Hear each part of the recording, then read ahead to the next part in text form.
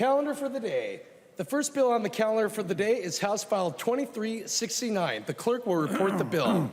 House File number 2369, number 1 on the calendar for the day, an act relating to labor, the second engrossment. I recognize the author of the bill, the member from Hennepin, Representative Hassan, to explain House File 2369. Thank you, Mr. Speaker and members. Tonight, the bill in front of us is the TNC bill, or also known as Uber and Lyft bill. I first want to thank the community that's here tonight. I want to thank the drivers and advocates who have spent many, many months talking about a problem that they had no way to get remedy for.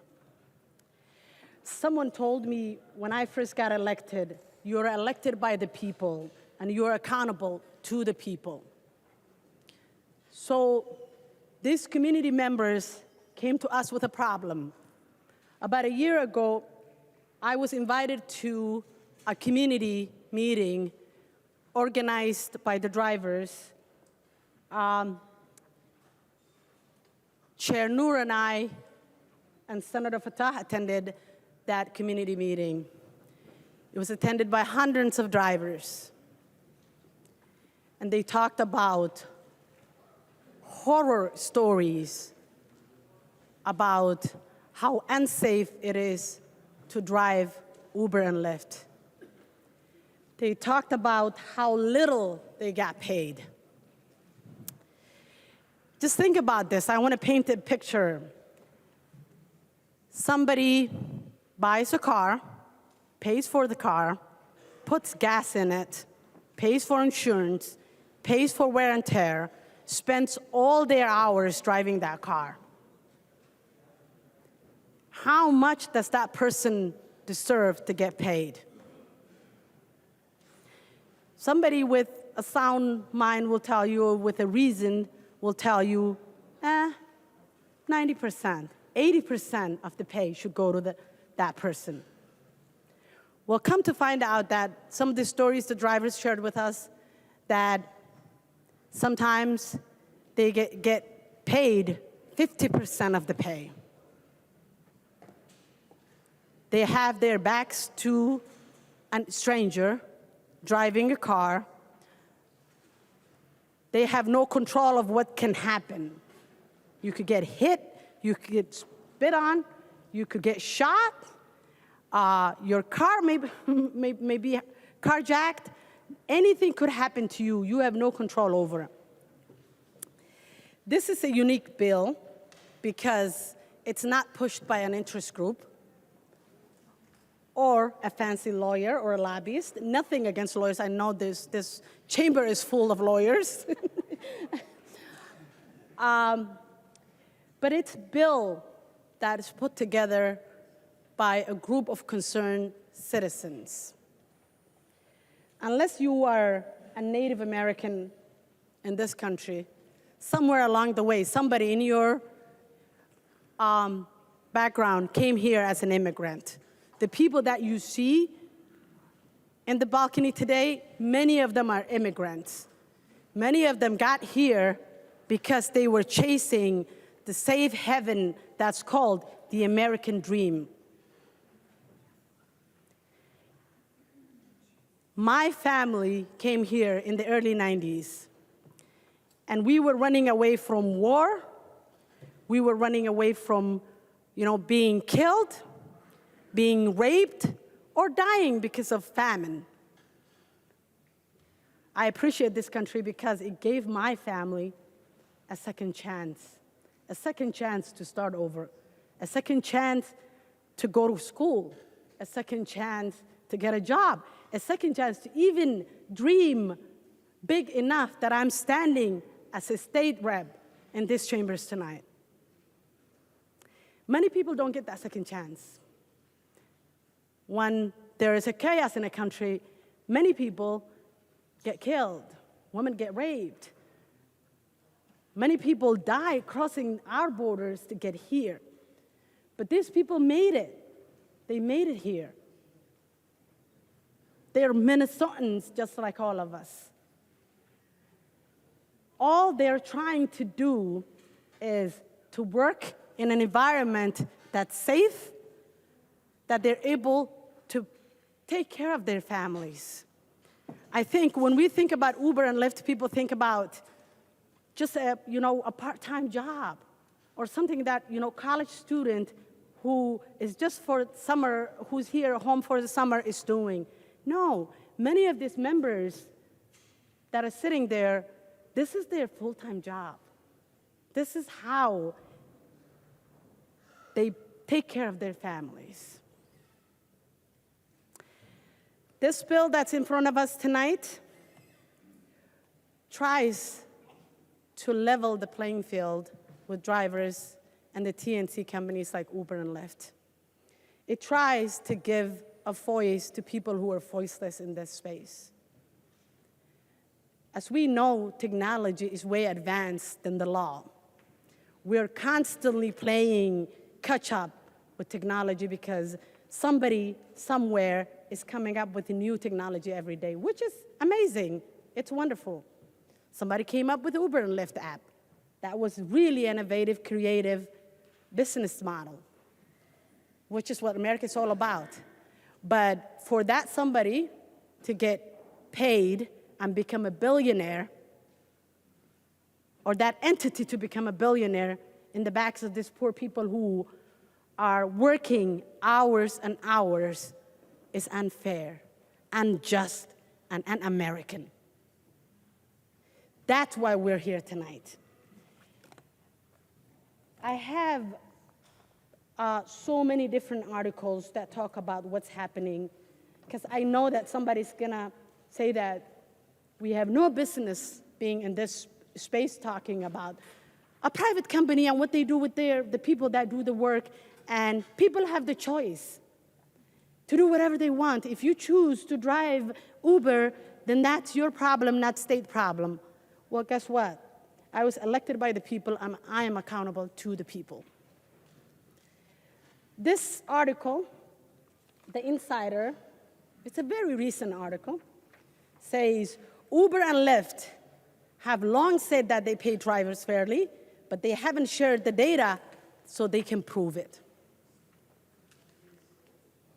This one says, Uber and Lyft drivers say that they're struggling because it's unsustainable to drive with the fares that they're paid.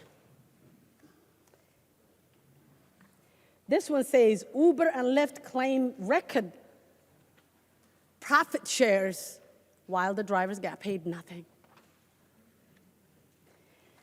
This one talks about the deactivation we're going to talk about tonight. Unfair deactivations and low pay. Why am I sharing with you all of this? Because like I said, I want to paint a picture of why we're talking about this bill and the reason why I got involved in this bill in the first place. This bill establishes fair pay for the people that are sitting over there. They came this morning at 10 o'clock. I went out, talked to them before I went to caucus, and I said, this bill won't be heard until later. Can you just go home? They said, no, we're not going anywhere. They have been here, and if you went outside, you have seen them. They have been here since 10 o'clock.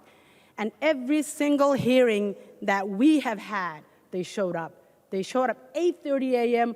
for the judiciary hearing with Chair Becker-Finn. They showed up, full room, that was a full house for the labor, the same with commerce. They consistently showed up to say that we need your help. What does this bill do? This bill has changed so many times. So what it does is we started with a very ambitious idea of like saying that we're going to ask Uber to pay for insurance, to pay for gas, to pay for wear and tear, to all of that. But right now, after making so many changes to this bill just comes down to two things. It comes down to compensation rates. Uber, when they first started in this state, about roughly 10 years ago, they were paying people $1.95 or 96. I'm not sure the math on that per mile. Today, 10 years later, they pay between 69 to 85 cents per mile. 10 years later. Well, guess what? Our lives didn't get cheaper. Our lives got more expensive. We have seen what happened with gas and inflation. We all enjoy Uber. I take Uber, Lyft. I prefer Lyft, but I use it because I am an anxious driver when it snows, so I don't drive in the snow. So if it snows, I sometimes will say that I don't want to drive in the snow, so I'll take Uber. And I have conversations with people when I'm in their car, just to be pleasant, you know. I was taught to have good manners wherever you go. And one day I was going to the airport and I had a conversation with the guy. I'm like, hey, how is driving, you know, this car, and how do you guys get paid? And we just start talking. And he said, how much are you paying? And I said, it's gonna, you know, roughly about 40-ish something dollars, a little over $40, because it was rush hour. I was going to the airport. And then he showed me the receipt. I cannot remember, but I think it was either $11 or $18, somewhere around that. That's how much he gets paid, but I'm paying almost 40-something dollars. So this bill right now in front of us tonight have been through so many different changes, and I want to uplift one person who has worked with me on this, Representative Dowd. We had a commerce hearing. He said he wants to help. We had a conversation. You know, we're in the middle of a busy time, but he did convene a hearing. He tried to bring the two sides together to have a conversation. Thank you for your time. All of us should be outraged with what's happening with Uber and Lyft. And all of us should have no problem supporting this bill tonight, because it's about it's about fairness. As we know, Minnesotans enjoy the protection of having some of the greatest labor laws.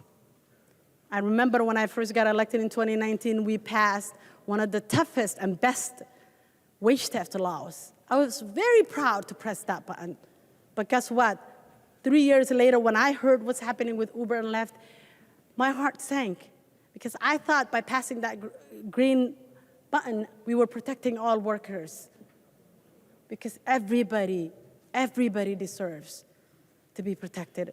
And at the end of the night, all these people are asking us to do is to feed their family and to go home at the end of the night in one piece. That's all they're asking us to do.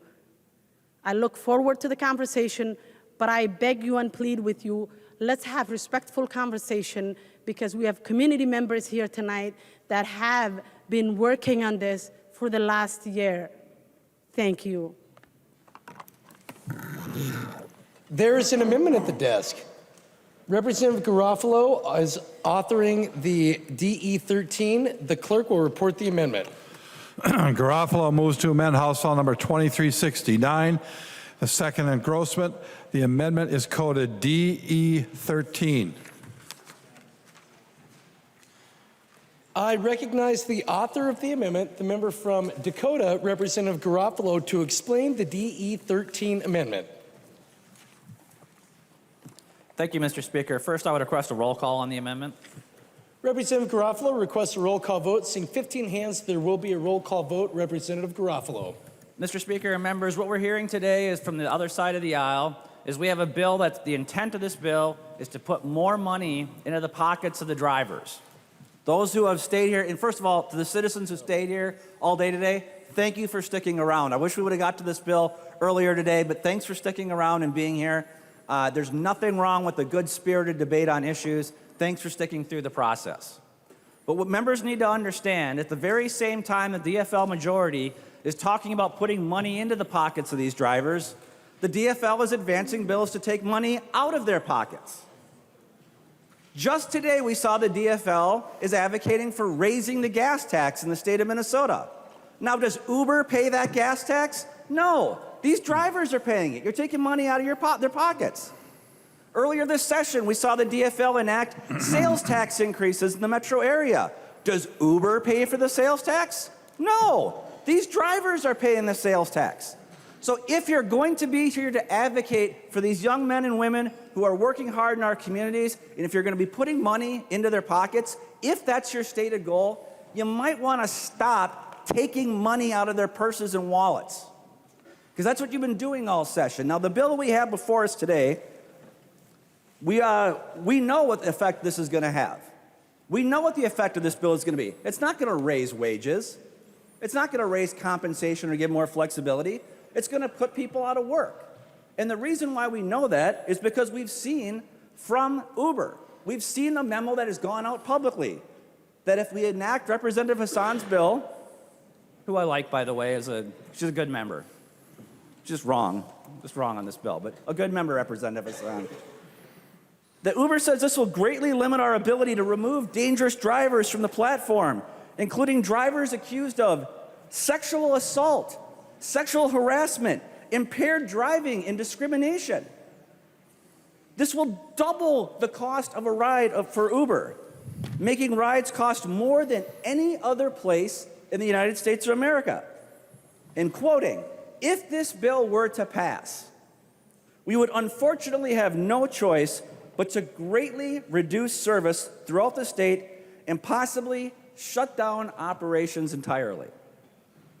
Now, Mr. Speaker and members, we have a lot of computing power and technology from these companies that are providing these services. And it's important to recognize this technology has been a godsend to Americans. Ride-sharing services have given freedom to people who did not own an automobile or did not trust the safety of our transit platforms. It's saved lives, a dramatic statistically measurable reduction in the amount of drunk driving deaths. And one of the benefits of this technology is these companies, they know exactly where to price their product before there is demand destruction. Okay? As smart as the other side of the aisle is, I can promise you that Uber, Lyft, they know more about the appropriate pricing structure than you do. Okay? So if you raise prices, there will be a point at which demand is destroyed. And when demand is destroyed, that doesn't put money into the driver's pockets. It doesn't provide guarantees of production. All it does is kill jobs. So, Mr. Speaker and members, what my bill does, it does what we should have done from the beginning. And that is it commissions a study to find out what the impact of this legislation would have. Right? Measure twice, cut once. Don't shoot first and aim second. That's what this bill does here today. Gives us an opportunity to move forward, to involve stakeholders, address these issues, and find out what is possible, rather than statutorily mandating what a private business must pay specific independent contractors for their services. Mr. Speaker and members, I would ask for members' support of this amendment. Thank you. Further discussion to the DE13 amendment. I recognize the member from Morrison, Representative Kresha.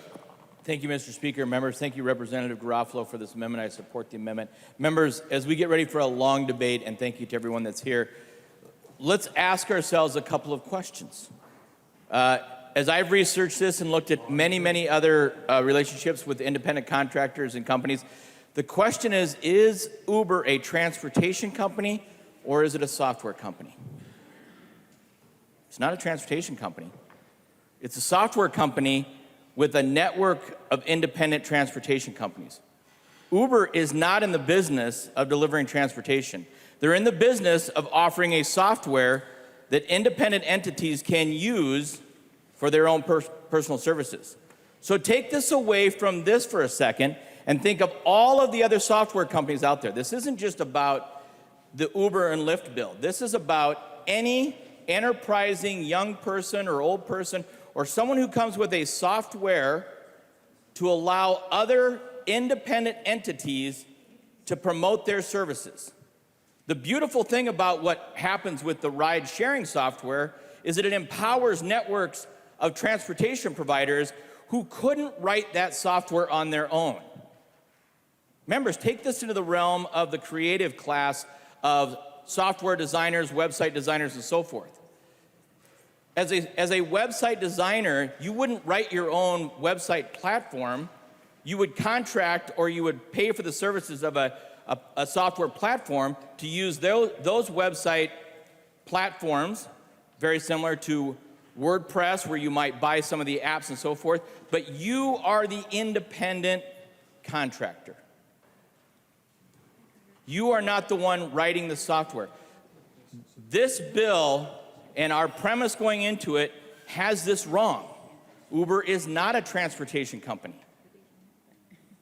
And the providers of this, the originators of this, wrote a software to allow a network of transportation providers to use that.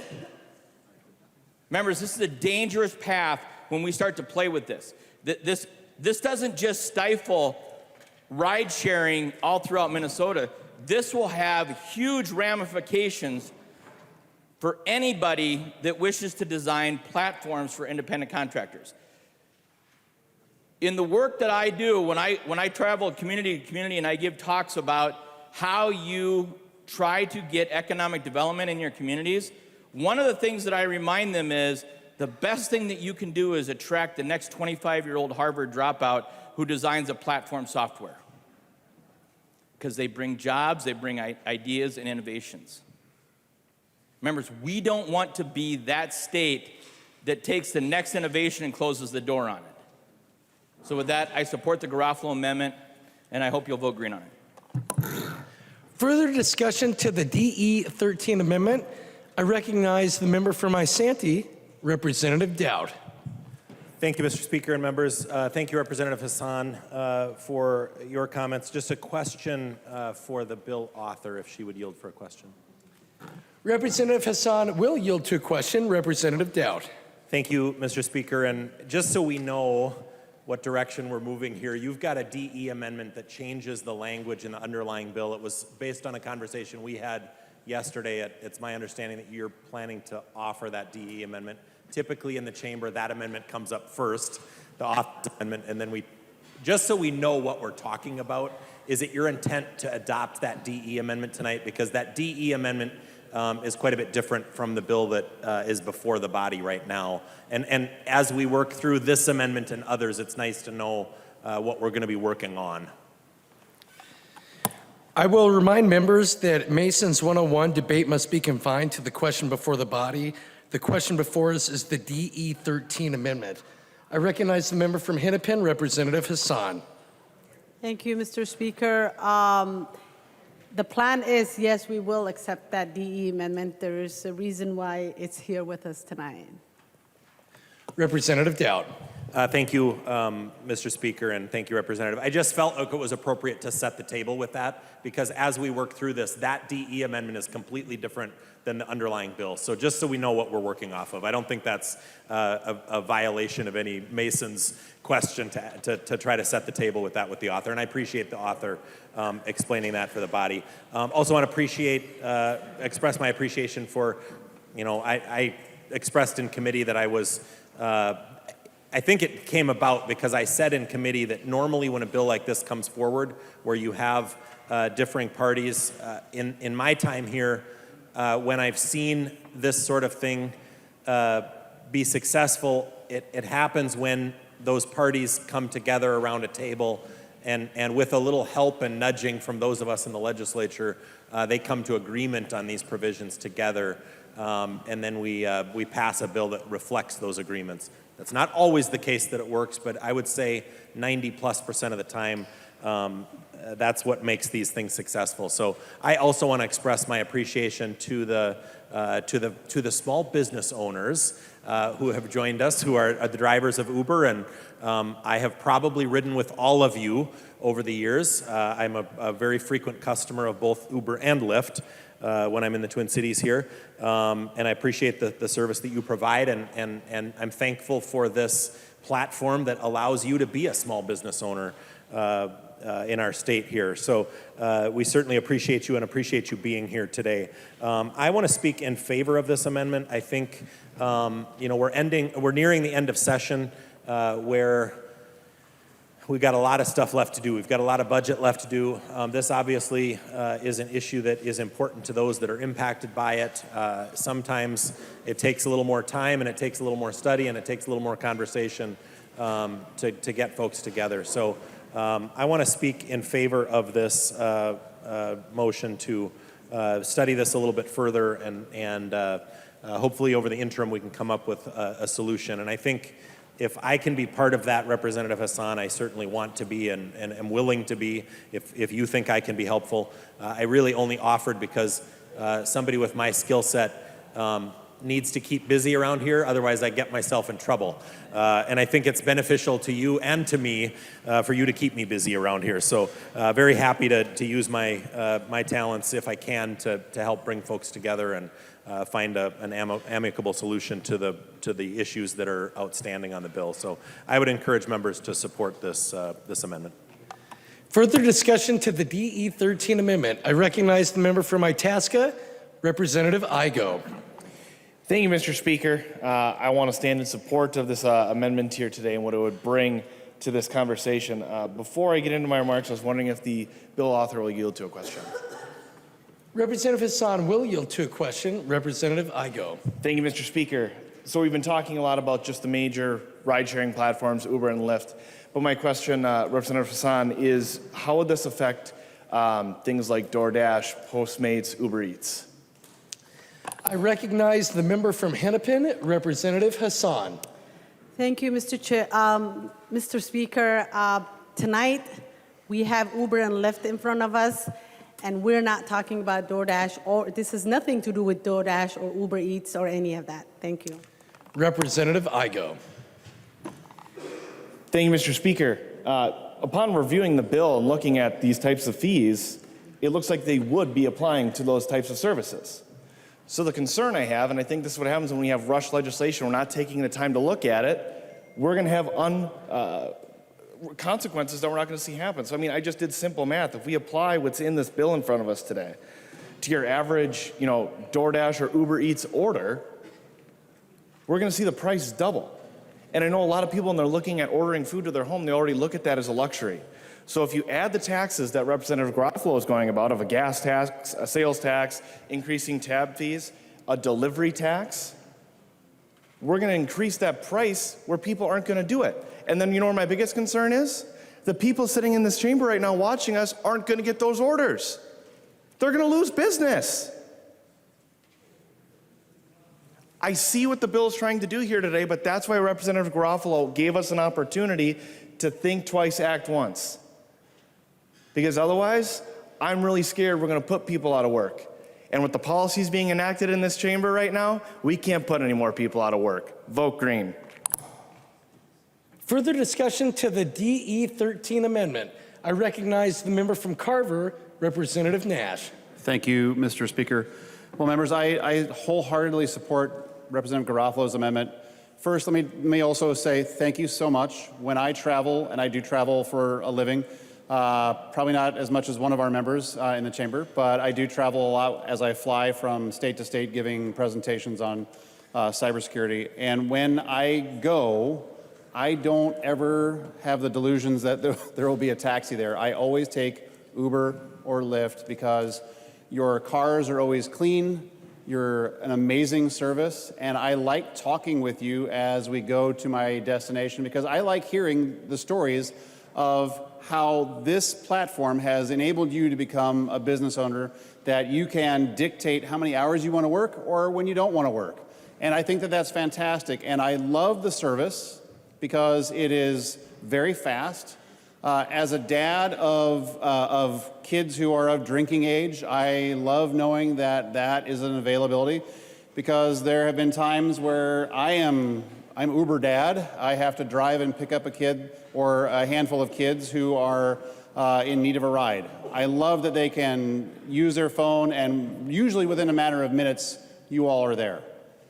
But here's my concern about the bill and why I support the Garofalo amendment is in state government finance, we've heard a number of things that are creating a task force to learn something about what it is that we're talking. I mean, Chair Cleavorn has a task force on aging that has made it all the way to the bill. that will, I don't know when we're debating that. Maybe you can tell me later. That's a question I have. But we should be studying the ramifications of what this could do well before we're actually going to pass something that may have some really outrageous ramifications. Representative Garofalo read the statement from Uber. That's concerning. And when we have these things that are, the bill will have some heavy consequences. And I know, Representative Hassan, you and I are building a very good relationship, and I do appreciate that you do a lot of work. But I think that this is really worthy of doing a study. That way you can look into all the what-ifs and possibilities that may come to fruition if the bill were to become law. I know for a fact that when I have a couple of trips scheduled, I'm going to speak in Las Vegas and in Chicago, and that's just in the next couple of months. I will be using my phone and I'll be getting a ride. But I'm worried about what happens to Minnesota. And when I was first a kid here in Minnesota, and we talk about it here in the floor sometimes, we talk about Minnesota exceptionalism. Well, you're turning Minnesota exceptionalism into a whole new thing. We are about to have exceptionally high taxes. We are going to have exceptionally high fees in the metro area. We're going to have exceptionally high gas taxes here in the metro area. We're going to have exceptionally high regulations that come into existence. We're going to have an exceptionally high number of mandates on schools. And now we potentially have an exceptionally high cost that will come to people who choose, wisely so, to ride on a very good platform with people who perform an amazing service. So I think that it would serve us well to do the study that Representative Garofalo has proposed as this amendment. Not because we're trying to delay things necessarily, but we don't want to do something that will have really a very heavy-handed consequence potentially. And we want to make sure that we're dotting I's and crossing T's and getting the data, which is what a study does. You get data. We should be data-driven legislators. And I know I talk about it all the time, but we should do data-driven analysis. That's what comes out of a study. Because oftentimes we go into bills, and I know that you've had a lot of community meetings, but I think that there's always another side to something that we didn't see. I've learned that in my time here as the legislature. I've had bills that I thought I'd done tons of research on, and then somebody comes and tells me, well, here's another viewpoint that you didn't consider, and I would really appreciate it if you did. I think that a study is a worthwhile effort. I think that it provides us actionable data points that we can put into the form of a draft of a bill, move it through the process again as an informed body. Support the Garofalo amendment. Further discussion to the DE13 amendment. I recognize the member from Hennepin, Representative Hassan. Thank you, Mr. Speaker.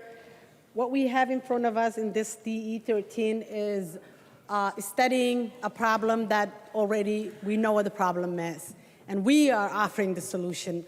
So saying that this bill needs to be studied a whole year, that means a whole year that folks that are sitting at this chamber tonight with us that have been working in the last whole year, like we've been working on this problem for a whole year trying to find solutions. Our first solution wasn't, oh, let's write a bill. Our first solution was like, write an email to Uber and Lyft. Really nice email. Hey, you guys, there's a problem with your entity and the drivers that provide services to the people. What can we do? It was meeting with Uber and Lyft. It was another meeting with Uber and Lyft. So to say that the whole year, the work that you have done is for nothing, let's study another year and find out, come back to the same conclusion, really doesn't work for me. It doesn't work for the people who have worked on this. And it shouldn't work for anybody. Vote no. Further discussion to the DE13 amendment. I recognize the author of the amendment, the member from Dakota, Representative Garofalo. Thank you, Mr. Speaker. Members, I appreciate the debate. I would ask members to support this bill. Again, it is about preserving jobs and not having the heavy hand of government come in and destroy what has really been a proven success story for creating opportunity and saving lives. This would not be the first time this legislative session that the majority party has changed their mind on a matter. We know a couple weeks ago that Rochester Mayo reached out and advertised to you quite vocally the effects of legislation that you were proposing, and you've responded to that, and you'll be making an exception for them. I think it's important that you respond to the communication you received from Uber and Lyft, that you do not want to be killing jobs and killing investment in our state, and let's have a proper study on this to make sure that we understand both the benefits and the downsides. I ask for members' support. Thank you. The clerk will take the roll on the DE13 amendment.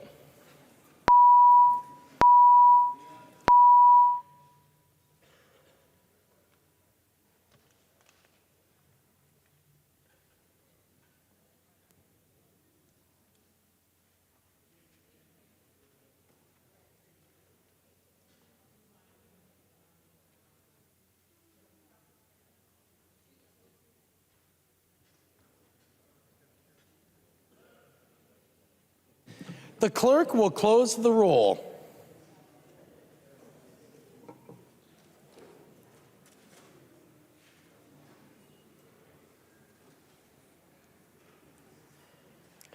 There being 60 ayes and 69 nays, the motion does not prevail and the DE13 amendment is not adopted. There's an amendment at the desk. The clerk will report the amendment. Hassan moves to amend House File Number 2369, the second engrossment. The amendment is coded DE12. I recognize the author of the amendment, the member from Hennepin, Representative Hassan, to explain the DE12 amendment. Thank you, Mr. Speaker and members. This amendment, what it does is, like I said, we started with very ambitious plan to address many problems in this bill that the drivers brought us. And we came to the consensus that we can address all those problems in this session. So like I told you, Representative Dodd, that I am deleting the insurance piece. The insurance piece was the most complicated. I don't know anything about insurance, but I learned a lot in the last few months about insurance and how hard it is to really put together a package for insurance for the drivers. So right now, the DE in front of us does a couple things. It addresses the driver compensation, and we decided to divide the driver compensation 2 tiers. The first tier is for the 7-county metro, and the second tier is for greater Minnesota. We understand that many people may not use Uber and Lyft in greater Minnesota, but if they do, we want to make sure that we can keep it affordable because they're the ones that have to go the farthest because they have many miles to go. So with this DE, the trips in the metro are going to be $1.45 per mile and 34 cents per minute, while the trips in the metro area are going to be $1.25 and 34 cents per minute. There is a minimum fee of $5 per trip, and the cancellation, if the driver already left to pick up the person, 80% of the cancellation. Right now, Uber and Lyft charge you cancellation no matter what. You just press your phone and say that I want a car, and if you cancel within certain time period, you get charged money. But that money doesn't necessarily mean the driver gets it. So if this says if the driver left and they're on their way to get to you and you're charged cancellation fee, 80% of the cancellation fee should go to the driver. And sometimes we learned that, the TNC companies charge for a long pickup when somebody has to drive many miles to do pickup. If that is charged, we're saying that the drivers shall get $1.25 and 10 cents per minute. Sometimes it's charged, sometimes it's not charged, and that's why we want to make sure if charged. And then the deactivation process. One of the biggest problems that the drivers talked about was somebody gets into your car, they don't like something about you. They don't like your accent. They don't like anything about you. I could just say that my driver was rude, even though they didn't say anything to me. If I say my driver was rude and terrible and I get deactivated, if I can, as the rider, I can say whatever, and there is no remedies, there is no appeal process, there is no system in place that says, okay, well, this driver said this, the person said this, how do we figure this out? So the deactivation process was one of the biggest concerns, was that how do drivers make their case if they didn't do anything? And many of the drivers here have told us that, like, I have been deactivated because somebody was rude to me. Somebody said, I don't like your accent. Somebody said that they didn't like to write the fact that many of the Uber drivers are Muslims and they hate Muslims, and why are you all here or driving? And they just press that button to say that you are a terrible driver, you get deactivated. Once you get deactivated, then there should be a process in place. The process right now in place is that the burden lies all on the driver. Like, you have to prove that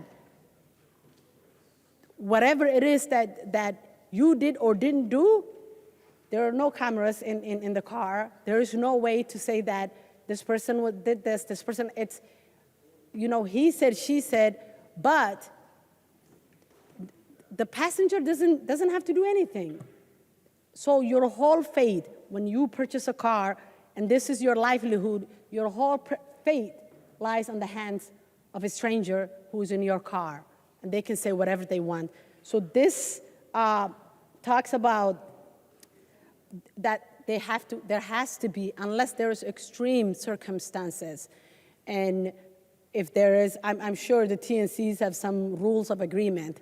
So if the rules have been violated, such as like there's a crime committed, if there's sexual assault, if there's all of those things that are criminal, but person should not be deactivated because somebody didn't like them, or somebody didn't like their accent, or somebody was having a bad day. If I'm having a bad day, I should not be taking it on someone else and deactivating. And mind you, the drivers many of them drive brand new cars. So that means that there's a payment on that car, there's a family that they need to feed, and somebody deactivated them, and mostly it's permanent deactivation, because either the TNC do not like to follow their own rules, or there are no rules in place. No one can tell you that. So that's what this bill does. It talks about transparency, it talks about that people shouldn't be discriminated, and then the right to sue. If somebody thinks that they were wrongfully accused of something, or that there was multiple people who came, gentleman, his name is Abdullahi, and I think he's sitting somewhere up there. Somebody came into his car, he gave them a ride. After the ride was over, he hit him with a metal bar and took his phone and left them there. Abdullahi went to the ER, he was taken to the ER, was in the hospital for many months. When he came out of the hospital, his account was deactivated. And he, tried to pursue a criminal case against that person. That person was 17 years old, and nothing happened. But here you have a man who was in the hospital for many months, comes out, he has no way of supporting his family, and he has no way even paying for his medical bills. Just think about it, who pays for those medical bills? That's something to ponder over. We pay, the state pays. When somebody who doesn't have medical insurance goes to the ER, we pay. And if somebody doesn't have a job and has a family to support, we pay. So this DE just cleans up the bill and saves some other fights for another day, and just deals with some of the bare minimum. And believe me, we have given up a lot.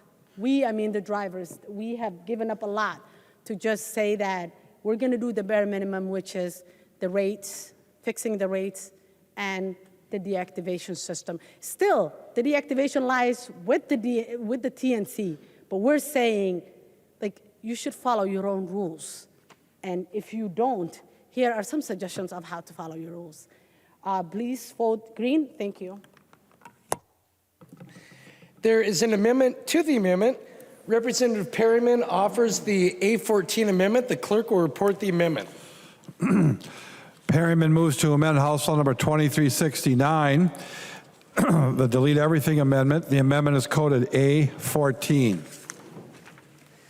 I recognize the member from Stearns, Representative Perryman, to explain the A14 amendment.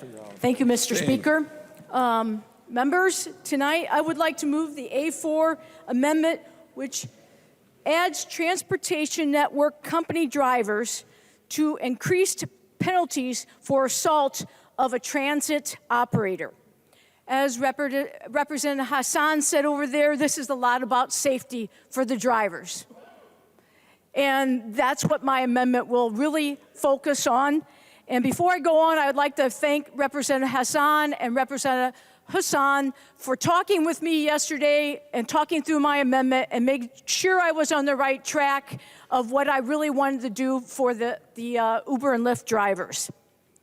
And they were very positive. I hope 24 hours didn't make them change their mind, but they listened to why, and they also listened to why I wanted to do it and what I was doing for the drivers and what it was doing for her bill. And as we left together, they were both very inclined to accept my amendment. So thank you, Representative Hassan. The amendment is good with good intentions. It's about people and their safety. As Representative Hassan has said in all her opening remarks, it is about safety. The amendment is all about workforce safety for our hardworking transportation network drivers. Of these drivers, many are my constituents. They are living in my area, but driving to Minneapolis-St. Paul to work on weekends to make extra money. So this is a workplace. Their car is a workplace for them, and it should be a safe place. And I also heard from many of you up there and many in my office, your concerns from your families, your kids, and yourselves, the concern you have for your safety. This amendment would increase the penalties and fines for anyone that would assault a driver, providing extra level of worker safety. The safety of all our workers is paramount to productive economy and growing businesses in Minnesota. Let me repeat that, because in all businesses, safety should be key to our workers and is paramount to productivity of our economy and growing our businesses and our employees. Work area safety on the job is important, and cars are a workplace for these drivers. In committee, a big concern I heard was the safety of drivers. You'll notice safety is used a lot here. There were other concerns, but these stories had really an impact on me and others that were testifying and that were in the room. And as a business owner, and as a wife, and as a sister, to hear these family stories, it made an impact for me. And I'm gonna give you a few examples. We had testimonies that told horror, I think Rep. Hassan used the word horror stories, and worried for their safety. One Uber driver was brutally attacked while driving a passenger in his vehicle was attacked. In testimony, he even wore the blooded shirt he had on when he was attacked. This does leave a lasting impression. Insult to injury, the 17-year-old who attacked the driver was released with no consequences. Finally, we all have heard and can see in the news crime is rising for rideshare drivers, and rideshare drivers are truly disproportionately impacted. And you can see that and hear it in the news. Drivers and their families come to my office concerned about their safety, and their families worry about them being injured on their job, or even worse. Families have told me they are worried from the time that their spouse or family member leave their house or leave that door until the time they return home, that they have comfort that their spouse or whatever family member does return. These compassionate stories really made me think and wanted to talk to stakeholders, other drivers, researchers, and the non-bipartisan staff to find a way to increase the protection of these hard-working men and women that provide vital transportation to, like Kurt Dowd and Representative Nash, vital transportation needs in our community. This is what this amendment does. This is what keeps them safe. So many of these drivers are my constituents, as I said, and it is interesting to hear how many people live in my St. Cloud area, but they are driving up here for Saturday and Sunday during the special events to be Uber or Lyft drivers. Again, taking care of the Kurt Dowds of the world and the Rep Nashes of the world for airports, you name it. I'll bet everyone in this room has taken a Lyft or Uber before. So, with this in mind, I did see a missing piece. In all respect to Representative Hassan, that's when I went to her and asked her about this missing piece of the bill, and that the safety of these drivers, and they were drivers for our workforce, and that we needed, and I wanted to talk to her about a piece doing that. So that is how this came about. So I would ask the members to support this work safety amendment so we can protect the men and women that provide a vital transportation need we have all, and I'll repeat, I think we all have used. Let's protect workers, and I'm asking everyone, please vote green.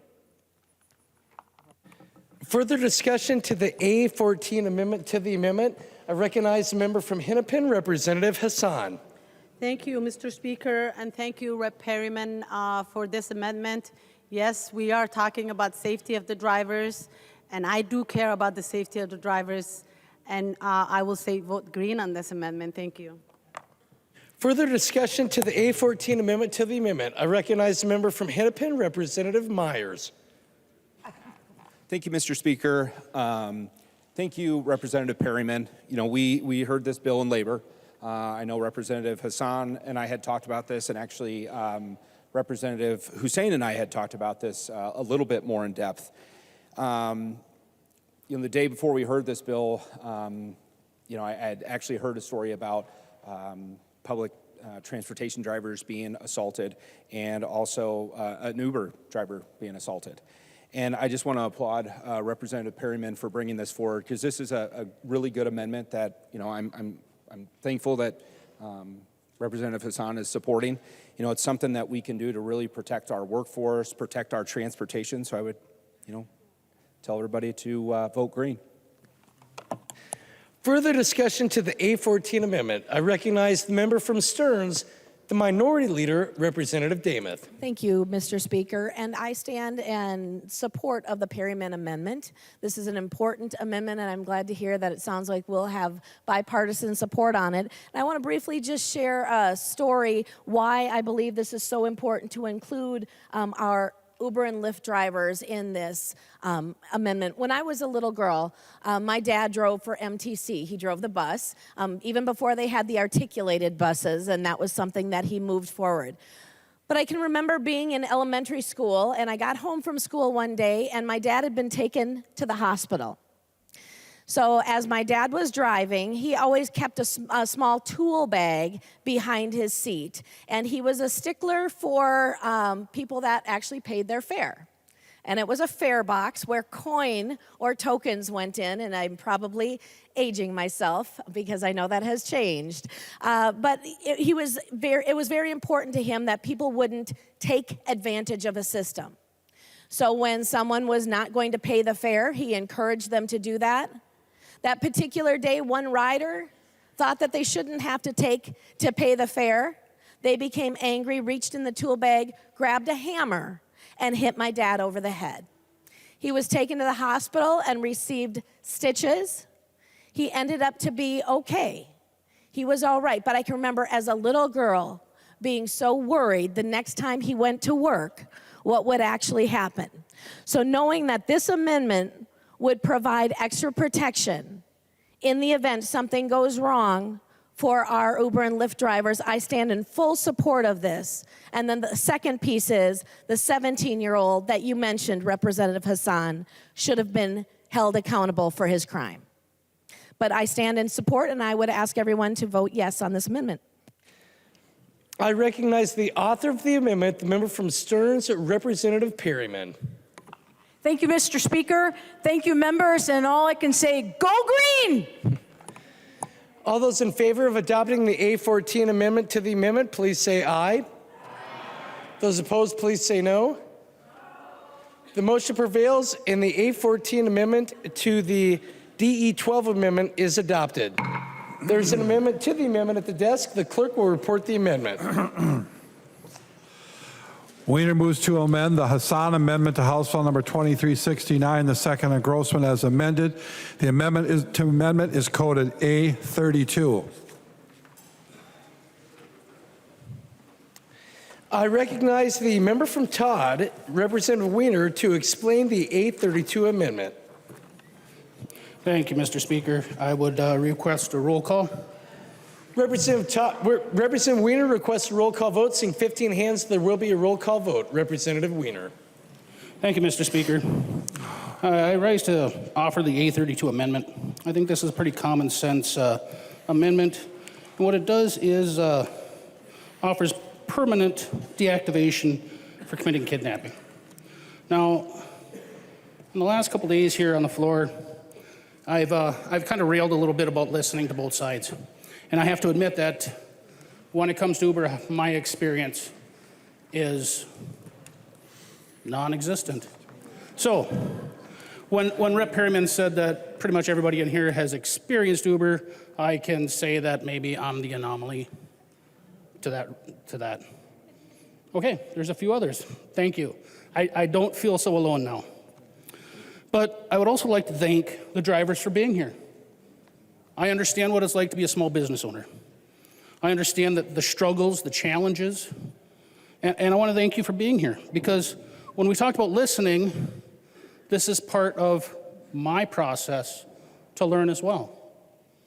Having not experienced anything like this, I think it's important to hear both sides of the argument or the discussion and figure out how those things affect each other. I brought up the issues in greater Minnesota, how if small business isn't there, how it affects when other businesses want to come in. And I brought up the film issue. Well, at some point in time, I will probably have to use an Uber. I don't know when. But if I come down to the cities or if I go to a different area and Uber isn't available, what are my options? And if we create legislation that would, like was recommended before or suggested before, have negative impacts and actually drive these businesses out, I have to make a good decision, and I have to get all the information as possible as I can to make that good decision. So with that, I would like to offer the A32 amendment, and I already requested a roll call. Thank you, Mr. Speaker. Further discussion to the A32 amendment. I recognize the member from Hennepin, Representative Hassan. Thank you, Mr. Speaker. And I believe all of us would really are against kidnapping. So this is a no-brainer that I say just vote green. Thank you. Further discussion to the A32 amendment. I don't recognize the member from Morrison, but I do recognize the author of the amendment, the member from Todd, Representative Weiner. Thank you, Mr. Speaker. I guess there's not a whole lot more I have to say at this time. The clerk will take the roll on the A32 amendment.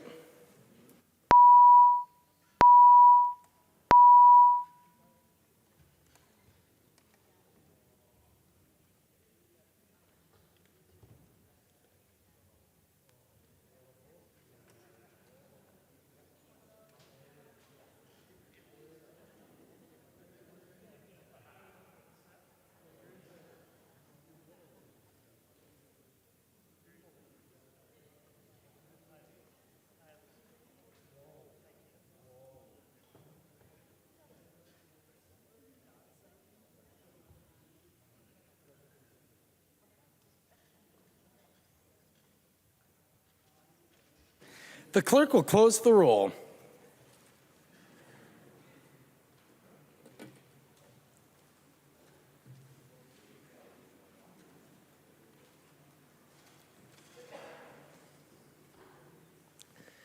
There being 129 ayes and 0 nays, the motion prevails and the A32 amendment is adopted.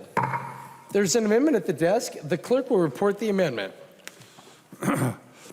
Whitty moves to amend the Hassan Amendment to House File Number 2369, the second Grossman as amended. The amendment to the amendment is coded A42. I recognize the author of the amendment to the amendment, the member from Dakota, Representative Whitty, to explain the A42 amendment.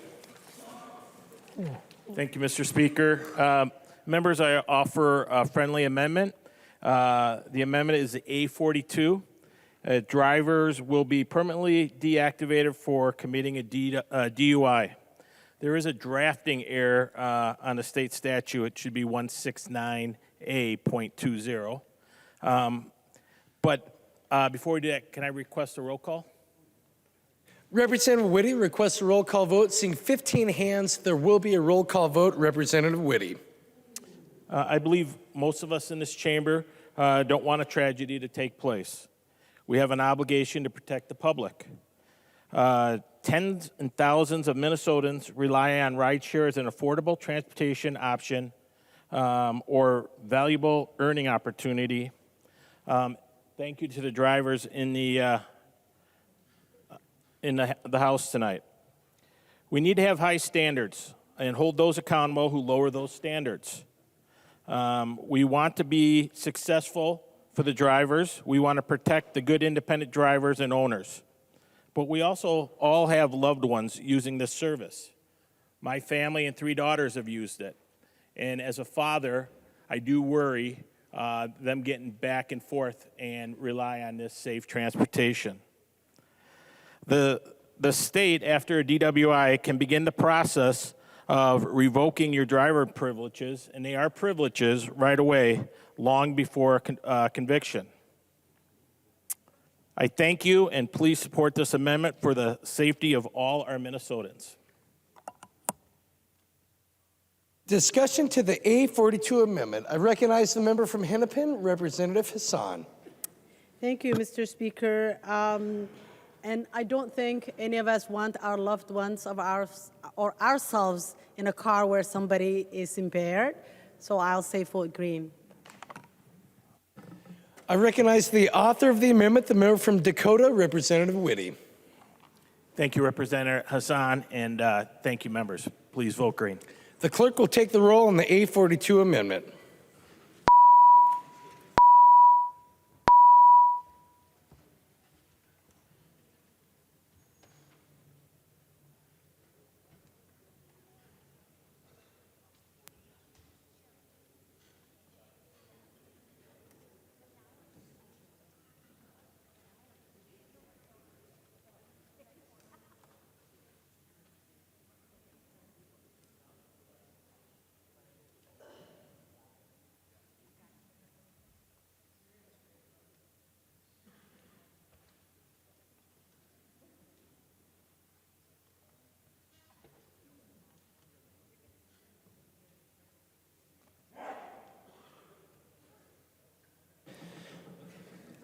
The clerk will close the roll.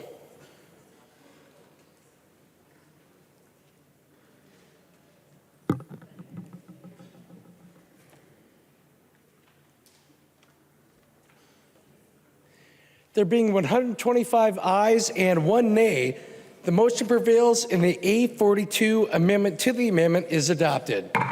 There is an amendment to the amendment at the desk. The clerk will report the amendment. Novotny moves to amend the Hassan Amendment to House File Number 2369, the second and Grossman as amended. The amendment to the amendment is coded A46. I recognize the member from Sherburne, Representative Novotny, to explain the A46 amendment.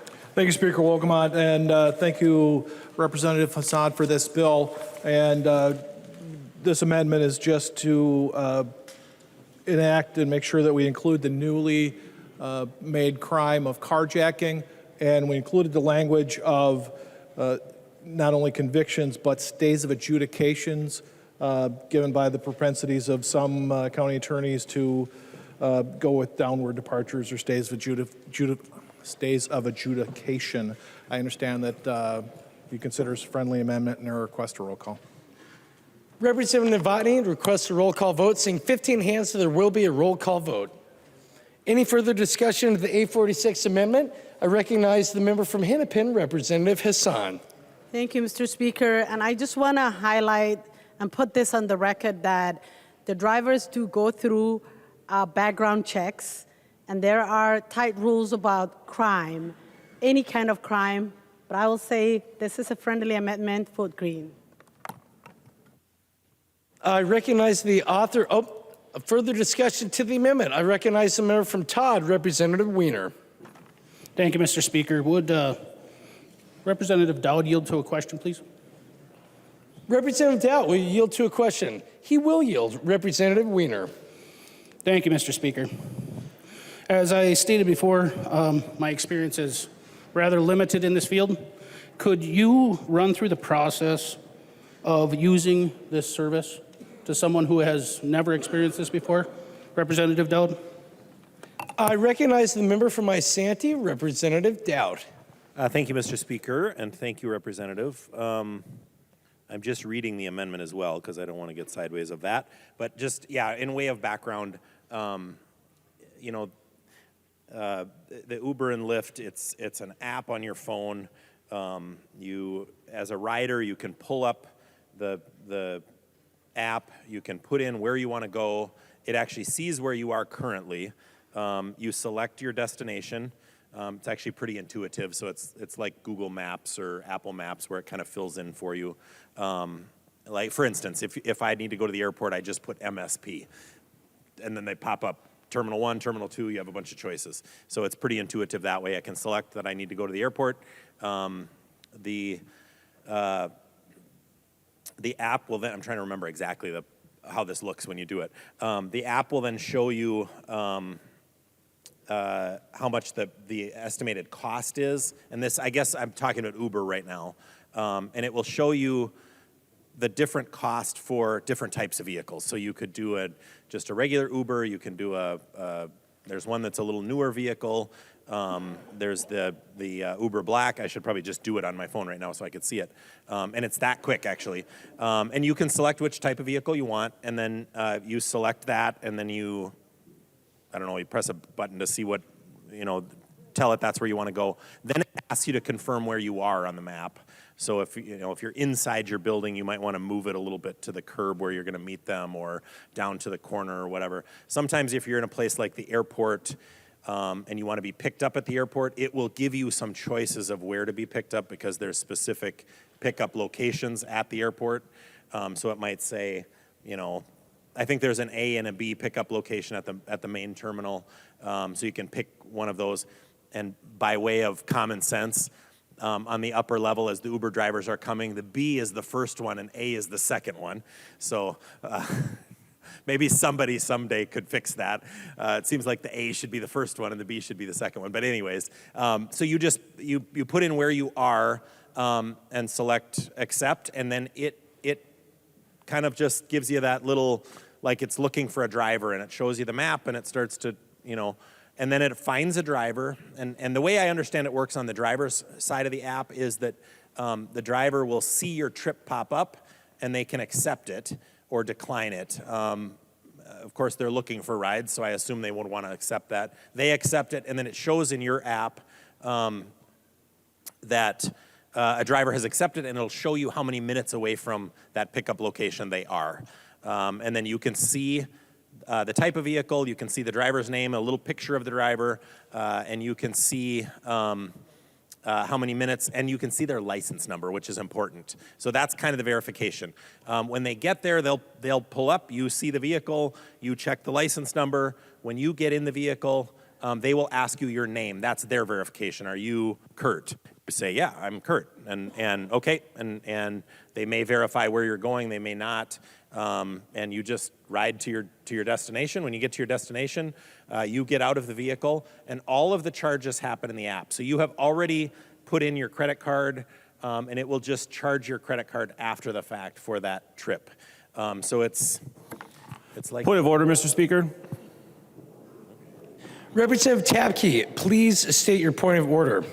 Thank you, Mr. Speaker. While I do love former Speaker Doubt's regaling us with how Uber and Lyft work, which is very accurate, and I have the same experiences myself, so thank you for that. But Mason's 101, debate must be confined to the question before the body, and there is nothing that Representative Doubt is discussing about the amendment itself, which is about the permanent deactivation of a driver. And so I just would appreciate sticking to what the amendment is about. So thank you, Mr. Speaker. Members, please confine your remarks to the question before the body. Representative Doubt. Thank you, Mr. Speaker, and thank you, Representative and Representative Tabke. Obviously, I'm answering the question, and I assume that the member asking the question who maybe hasn't used, I was actually surprised. A couple of people back here have told me they have not used Uber before or Lyft before, and that actually kind of surprised me. For me, it's super convenient, and I like to use it. I actually will pay more. I don't like to drive my car to the airport and park it in the parking ramp where I can't find it again when I get back. Or one time I lost my keys on a flight, and the keys actually went back from Minneapolis to Atlanta and then to Charlotte. And they actually found them on the plane in Charlotte, and they mailed them back to me. So thank you, Delta, for that.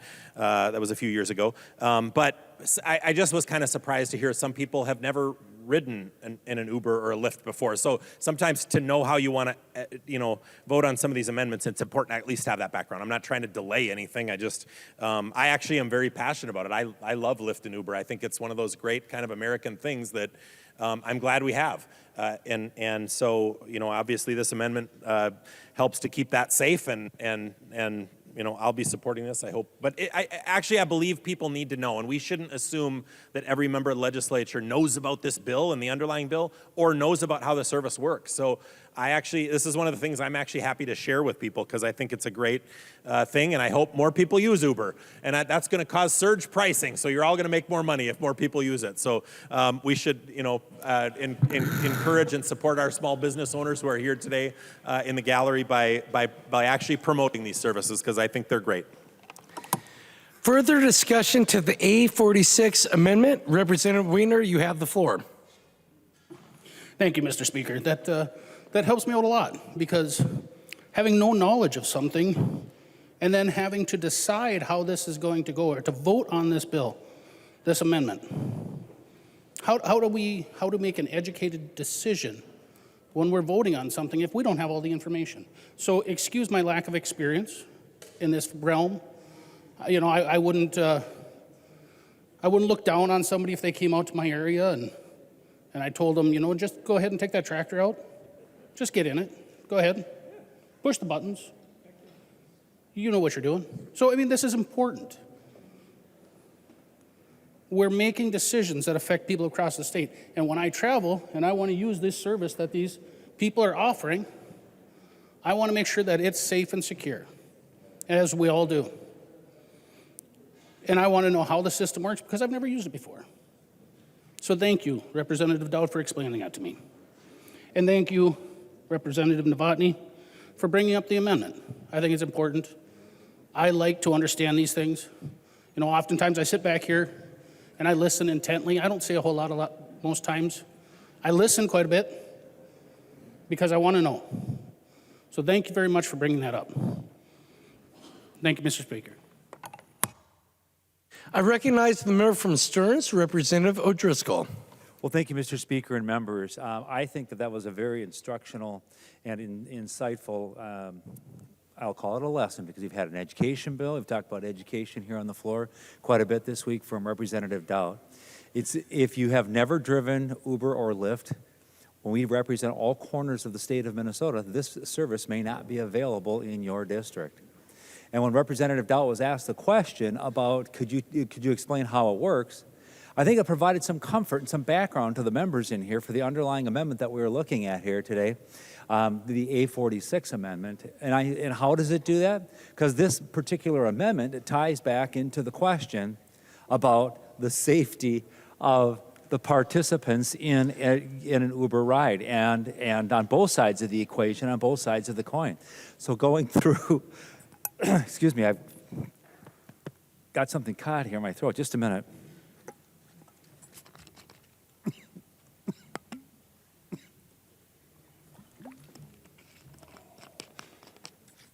Maybe we should make sure Uber drivers have first aid training too here. But I've got Representative Backer back here, so I'm feeling pretty good. Oh, I don't anymore. Oh my goodness, I'm on my own. But I go back to the issue at hand, and that is, you ever have that tickle in your throat? My goodness, it's embarrassing. But I will push through. I will push through. So here we go. Again, Representative Dowd is explaining how Uber works, and we're working through this issue of safety. And I think that provides some checkpoints in here. He talks about you go to the app, tells you where you're going to be. You're going to be able to connect the driver and the rider together with their license number. And being able to, don't worry, I'll get my voice back for later on tonight, talking about more amendments. Don't worry about me. I'll be good.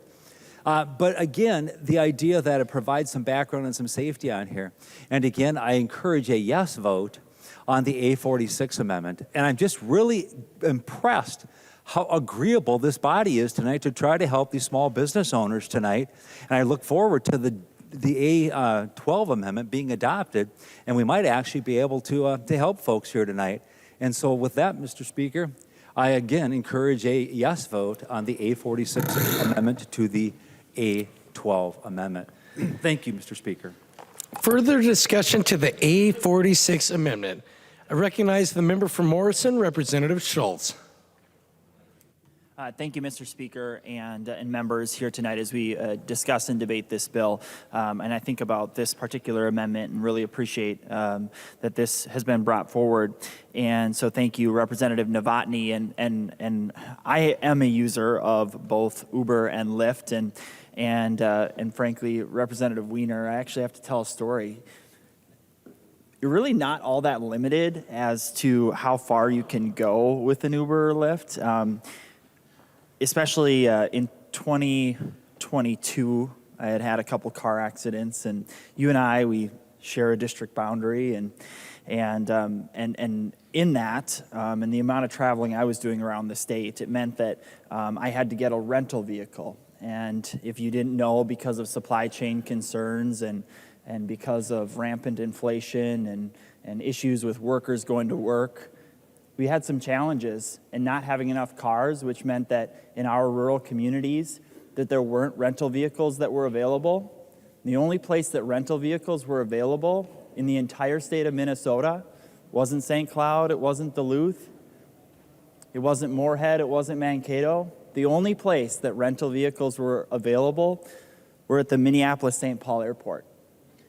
And so for us, Representative Wiener, when we are trying to get about while our car, following a car accident, is in the shop, and have to get a rental vehicle if someone on the farm doesn't have a vehicle to travel, it has put us in a place where we have to go and find an enterprise that's at the airport. And so in my case, I had returned my rental vehicle back to the airport, but then needed to get back to the shop. And the shop was in your district, and right there just outside of Cedar Lake, but in Todd County.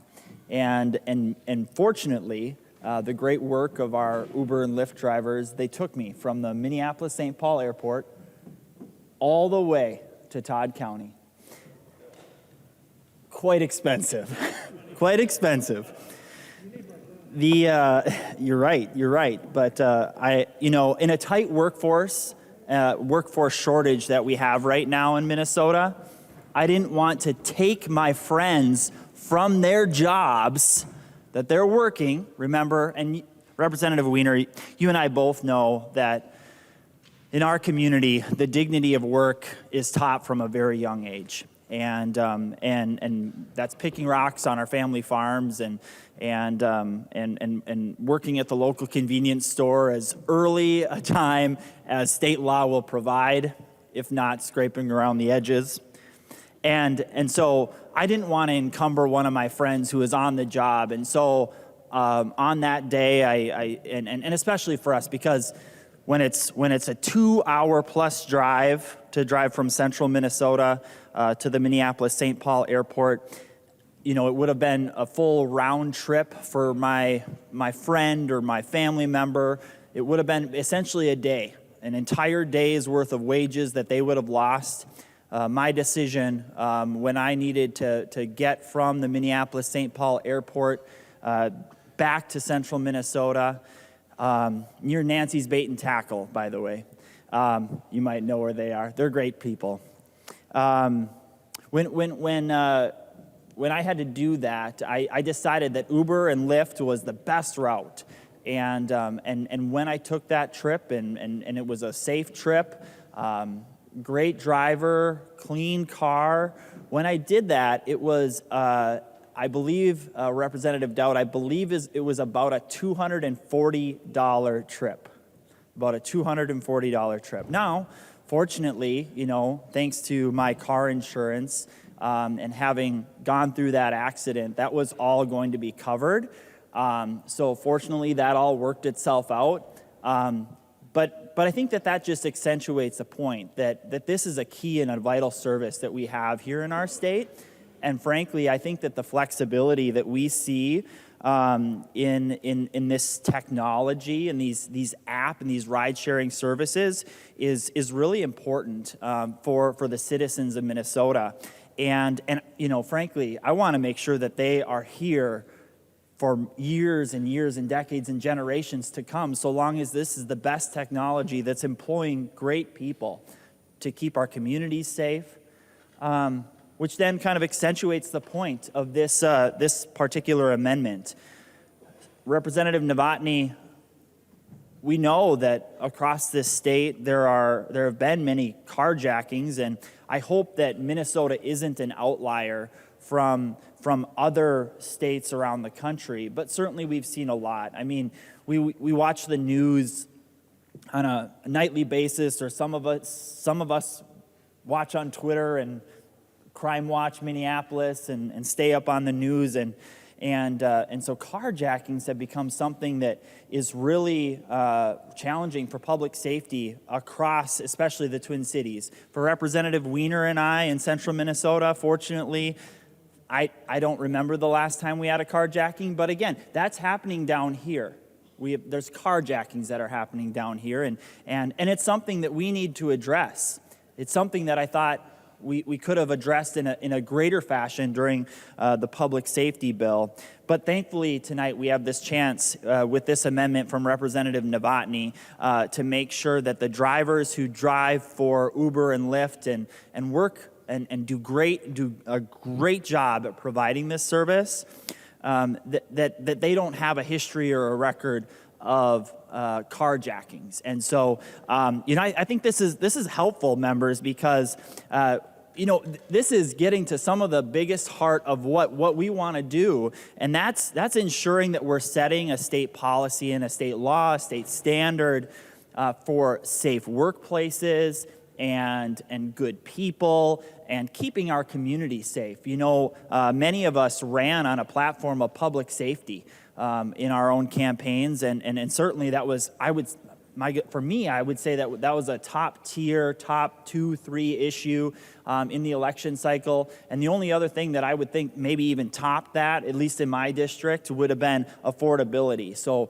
affordability and public safety were right up there near the top. And so when I think about providing for some new language in this particular bill that Representative Hassan has brought forward tonight, I'm grateful that we have the chance to vote on making sure that those that individuals who have been convicted of carjacking, that they won't be the ones that are the drivers using Uber and Lyft, because we must make sure that Minnesotans who are using this service, that they're safe. And frankly, I think that's the good thing. If we get this bill right tonight, Representative Wiener, and for the members of the body, if we get this bill right, the opportunity is that more Minnesotans will be safe, that the drivers will return home safe to their families. And I sit on the labor committee, and we heard through the conversation, and some of it has been mentioned already, but some of our Uber and Lyft drivers aren't making it home safely.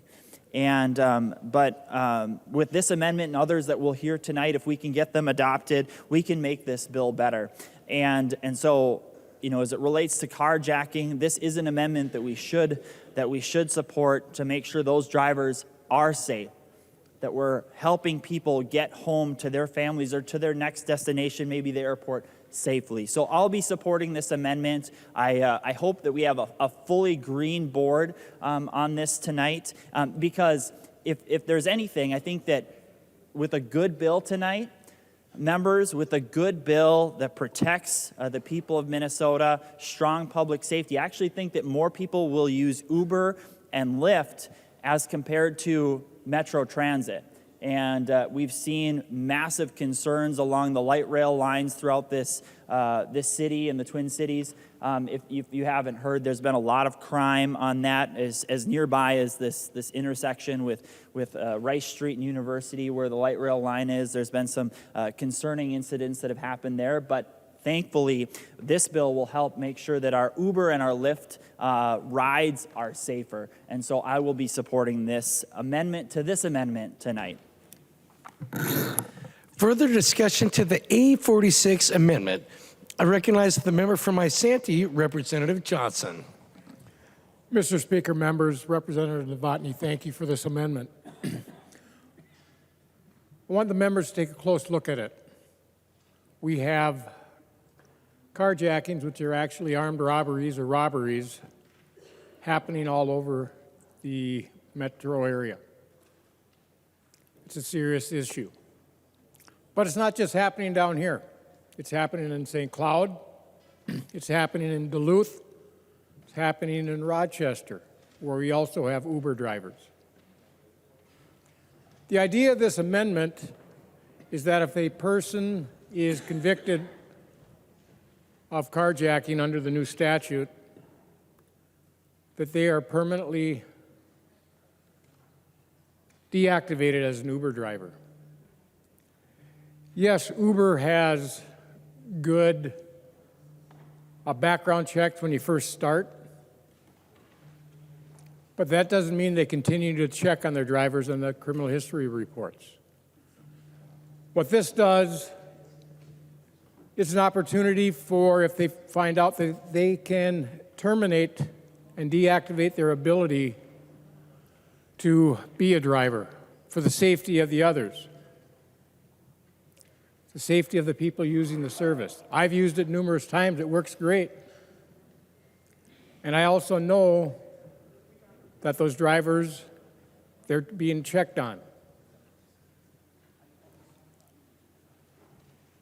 But it's not only for the safety of the drivers, it's also for the safety of the passengers. So thank you, Representative Novotny, because we want to keep not only the drivers safe, get them the funds that they deserve, but also to make sure the passengers and those that use the service are safe. Thank you. Further discussion to the A46 amendment to the amendment. I recognize the member from Douglas, Representative Franzen. Thank you, Mr. Speaker and members.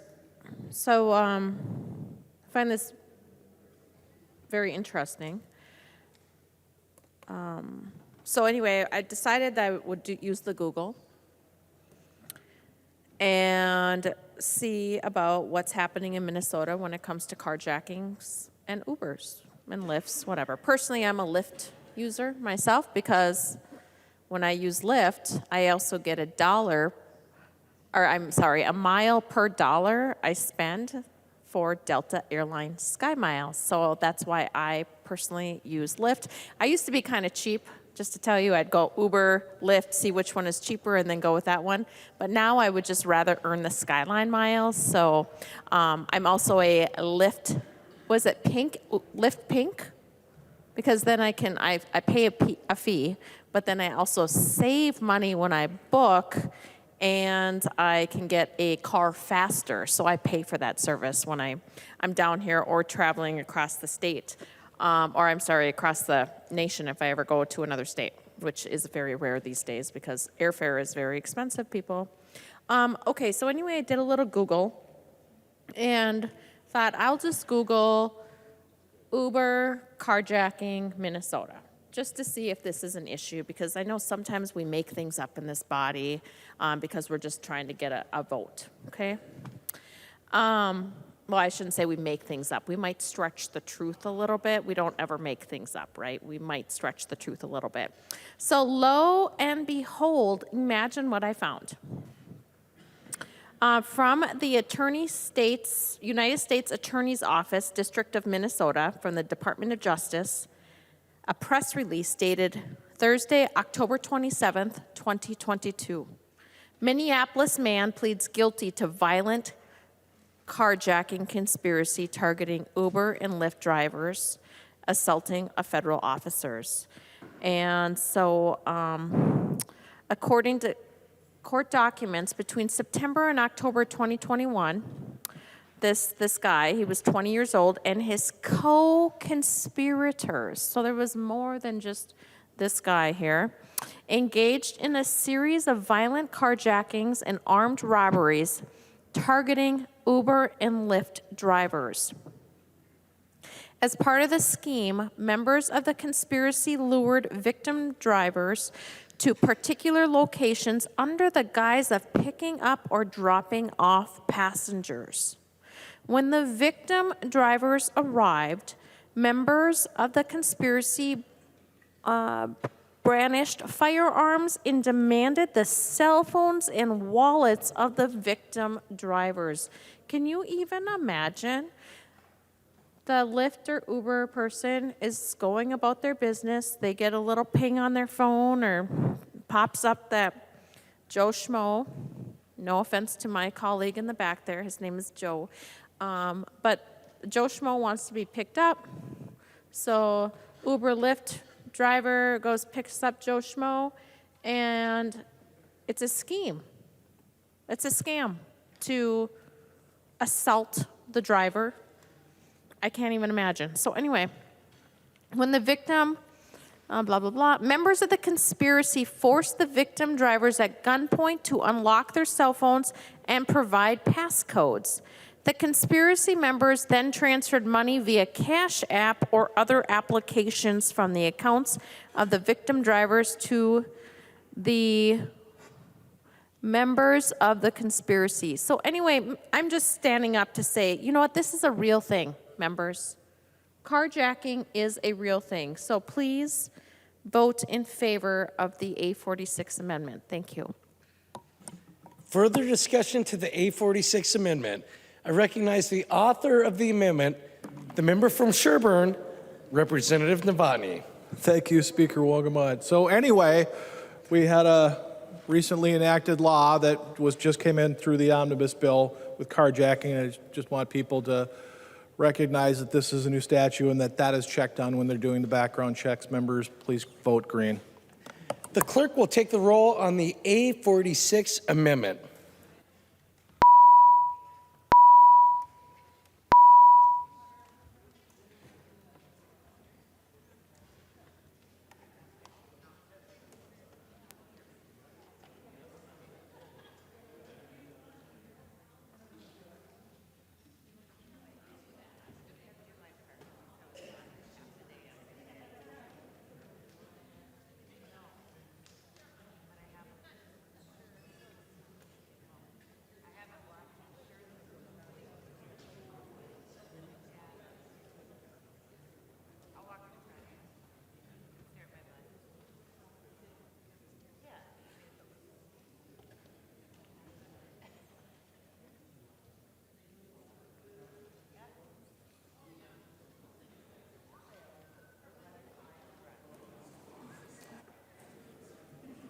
The clerk will close the roll.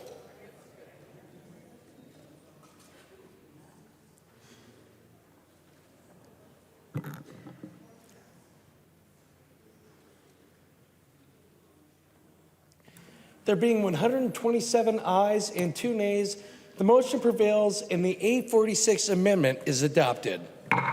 There's an amendment at the desk. The clerk will report the amendment. Scott moves to amend the Hassan amendment to House File Number 2369, the second engrossment as amended. The amendment to the amendment is coded A16. I recognize the author of the amendment, the member from Anoka, Representative Scott, to explain the A16 amendment to the amendment. Thank you, Speaker Wolgamott and members. This amendment would, it just says that a driver must be subject to a permanent deactivation if the driver is convicted of or receives a stay of adjudication for criminal sexual conduct under, and then it lists the statutes for first through fifth degree sexual assault, and then also mentions it cites the statute for criminal sexual predatory contact. And members, this is an obvious one, right? We want to make sure these people, and as Representative Johnson said earlier, they do a background check initially, but that doesn't mean that those are ongoing. And so if something pops up in a database that these people should not be, they should be deactivated and not taking passengers anywhere.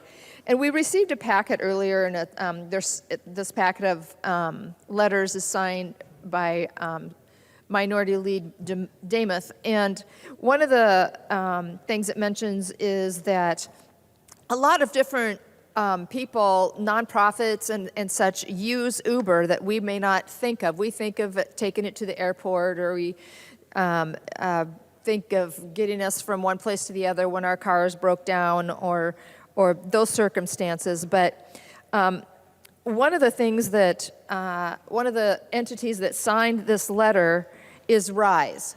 And folks, we've had some discussions here with Human Services and the health committees about folks that, with disabilities that have jobs.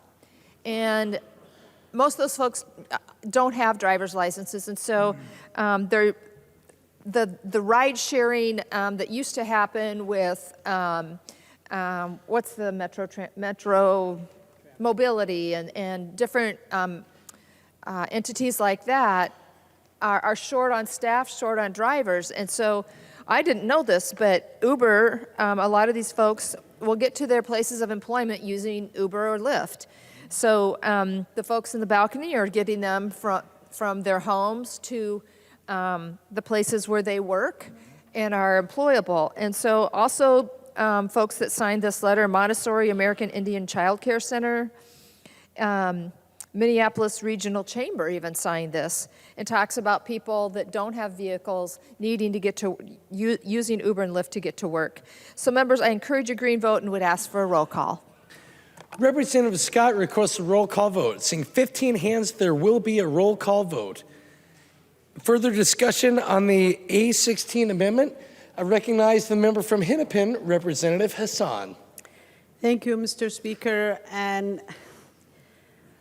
we are just going down the road of like, let's just find everything under the moon and under the sun and say things that are already illegal. These are all things that are already illegal. These people go through background checks, and they will not be hired if they are in any of these statutes. If they are sexual predators, if they do carjacking, if they drink and drive, all of this. With that, I'll say just vote green for the sake of the argument so we can get out of here at least a decent time tonight. Further discussion to the A16 amendment? The author of the amendment, Representative Scott. Well, Speaker Wolgamott and Representative Hassan, thank you for agreeing to take the amendment. I guess the point that I failed to make on the people that are using some of these services, they're some of the most vulnerable people among us.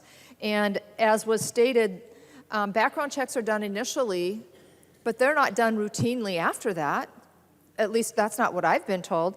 And if you have an 18-year-old college student girl that's maybe had a little too much to drink and she gets in an Uber, I mean, we would need to make sure that these people are vetted and stay vetted. So I encourage a green vote. Thank you, members. The clerk will take the roll on the A16 amendment.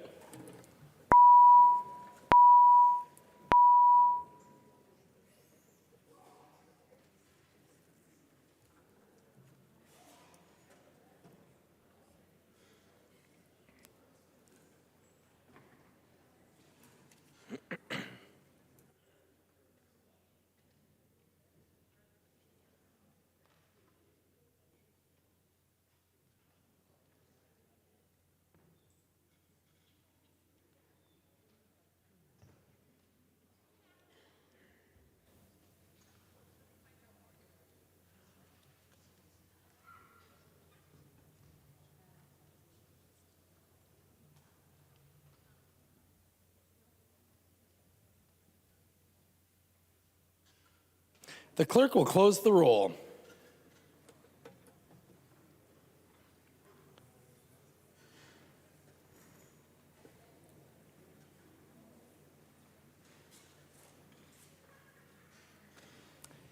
There being 128 ayes and 0 nays, the motion prevails and the A16 amendment is adopted. There's an amendment at the desk. The clerk will report the amendment. New Brindley moves to amend the Hassan Amendment to House File Number 2369, the second engrossment as amended. The amendment to the amendment is coded A48. I recognize the author of the amendment, the member from Chisago, Representative New Brindley, to explain the A48 amendment. Thank you, Mr. Speaker. Representative Hassan, you are correct. We are going through a number of things that are indeed already illegal and ensuring that they are added to this bill. Because as you said, when you introduced the bill, or perhaps when you introduced the DE, I don't remember now, but you talked about how these drivers have their backs to these passengers and they're in a vulnerable position. And you said anything can happen. And that's 100% true, which is why I'm glad that we added the amendment to afford some protection to drivers. However, these things are already illegal, but background checks are not done all the time. We've talked about this. There's an initial background check done, but that's not a routine part of being an Uber driver, is doing those over and over again. And so a lot of things can be missed. Someone might not have a criminal record when they sign up, when they start to be or to contract with Uber or Lyft, when they start to drive for these companies. But they certainly can be convicted. And I think it's important to note, in the A48 amendment, it's not just a conviction. And very specifically, the A48 amendment would disqualify a driver. They'd be subject to permanent deactivation if they're convicted or they receive a stay of adjudication. And I want to be very clear, it's not just a conviction. A stay of adjudication also applies.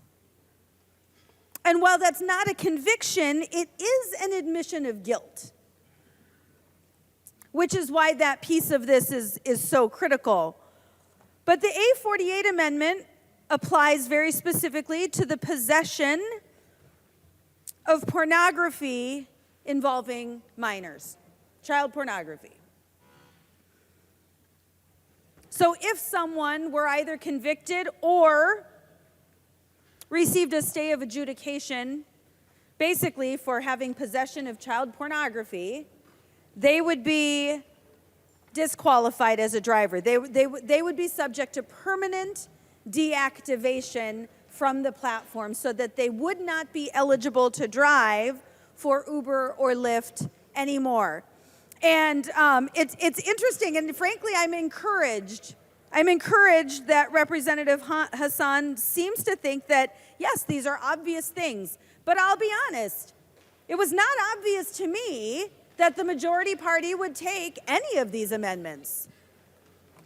I had an amendment I had an amendment on this floor, I suppose. It's been a little while now, a few weeks. I had an amendment to say that folks convicted of the most egregious crimes, rape, murder, premeditated murder, second-degree murder, murder with intention, rape, first-degree rape. That is rape that involves children. That is rape that involves penetration. This is ugly stuff. And the majority got rid of that amendment in conference. So forgive me for my skepticism as we were preparing these amendments to think that the majority would just take them. Although I'll be honest, I'm still skeptical. I know it's really easy to hit this green button tonight, It's really easy to hit this green button and say, oh yeah, I'll vote for this amendment. Because frankly, we're kind of on to you. We're kind of on to you, Democrats. This has been your MO this section. Yeah, we'll just take these amendments here on the floor. We'll send this thing to conference. We'll just get rid of them.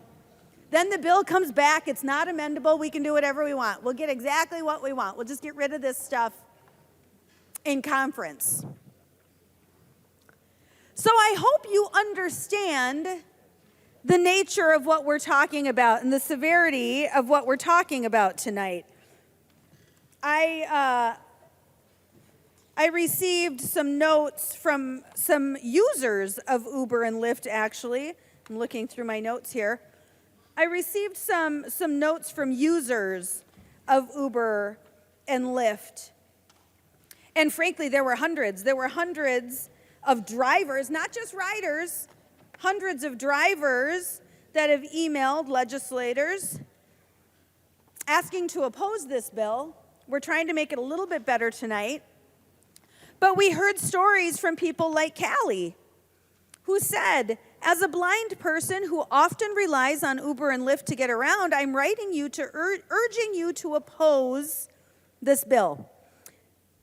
These bills would make rides less safe for me to take with my children by keeping dangerous drivers on the platform and increase costs so significantly that rideshare would become cost prohibitive.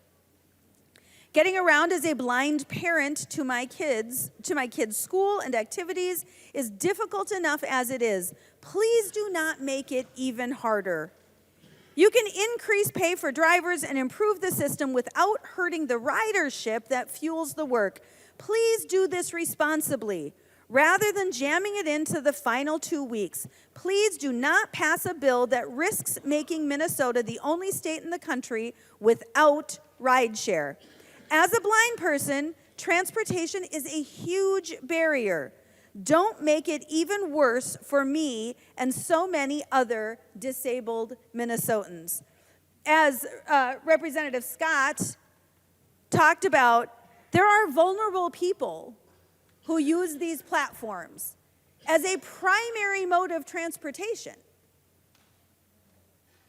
There are vulnerable people who need access to these platforms.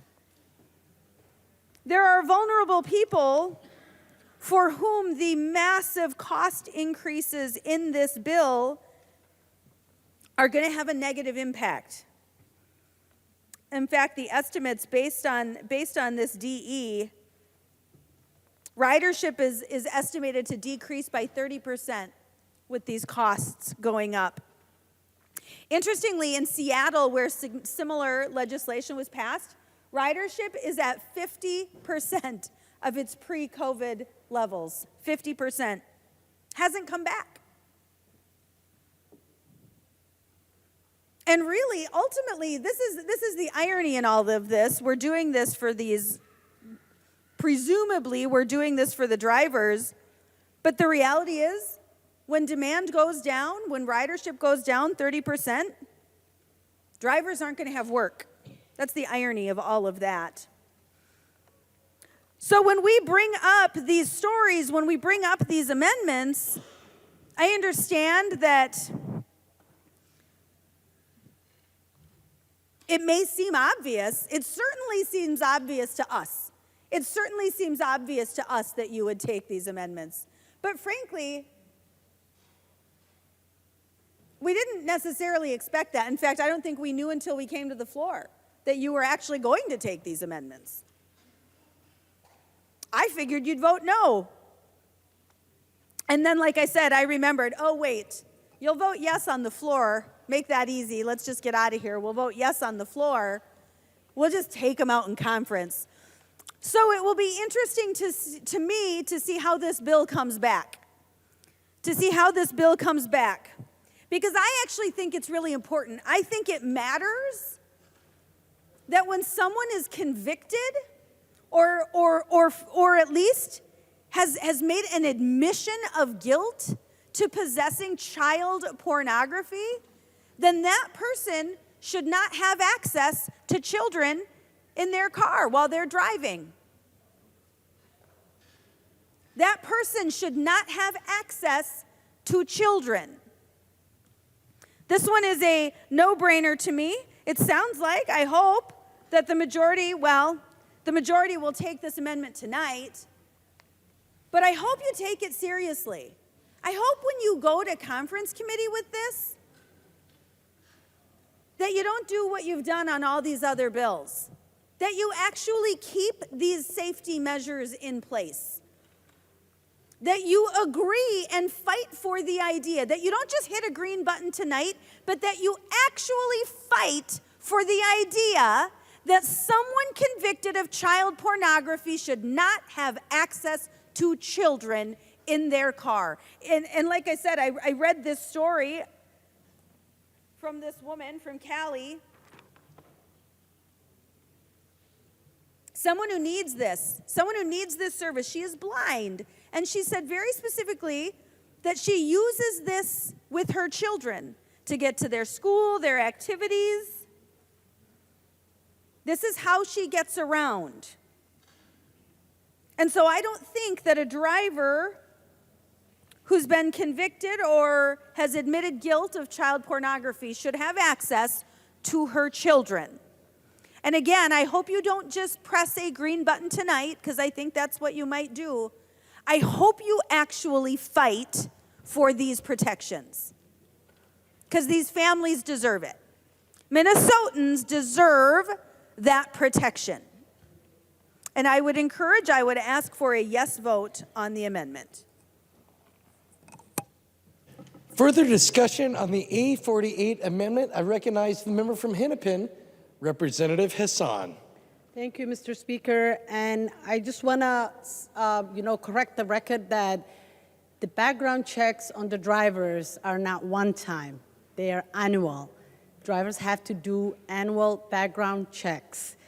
And I hope that children are not riding this by themselves. I will say vote green. We do not want people who are terrible nowhere near children, so please vote green. Thank you. Further discussion to the A48 amendment. I recognize the member from Todd, Representative Wiener. Thank you, Mr. Speaker. And thank you, Representative Scott, for your comments earlier, because that's something that I had never really considered. I had always just kind of assumed that people using these services would be like myself. I had never considered the most vulnerable who would be using this. So thank you. I had a couple speeches today, and I started off with giddy on one and excited on the other, but today I'm enthralled. Right now, I'm enthralled. This discussion, this education, this is free education. I'm actually getting paid to learn here, and I love it. So, I do have a question, and would Representative New Brindley yield to a question? Representative New Brindley will yield to a question. Representative Wiener. Thank you, Mr. Speaker. Doing a little bit of research into this bill. My wife says I need to slow down when I'm talking. I generally talk a little bit fast, and there's an auctioneer here, so I'm kind of used to that. But I'm going to try to slow my speech down a little bit, because she says it's hard to hear when she's watching at home. So, Representative New Brindley, you brought up the concerns with child pornography. Is there an age limit where people can ride? Could a young person take this service? 13, 14? I haven't been able to find anything. Granted, it's limited time. Is there an age limit that you're aware of? I recognize the member from Chisago, Representative New Brindley. Thank you, Mr. Speaker. And actually, you know what, Representative Wiener, I don't know for sure. It's been so long since I set up my own account. I don't remember if there was, a button you had to click that you were a certain age. I mean, typically, as Representative Dowd walked through it, you set it up on the app with all of your information. You would have to have a phone. You'd have to have a smartphone with an app.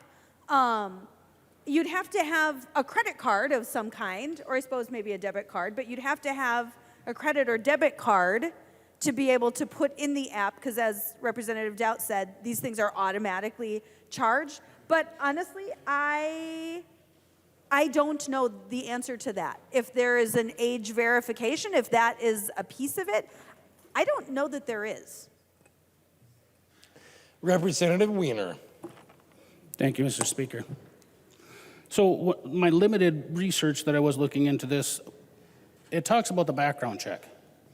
And what I did realize looking into this is that it varies. It varies from city to state from what I read.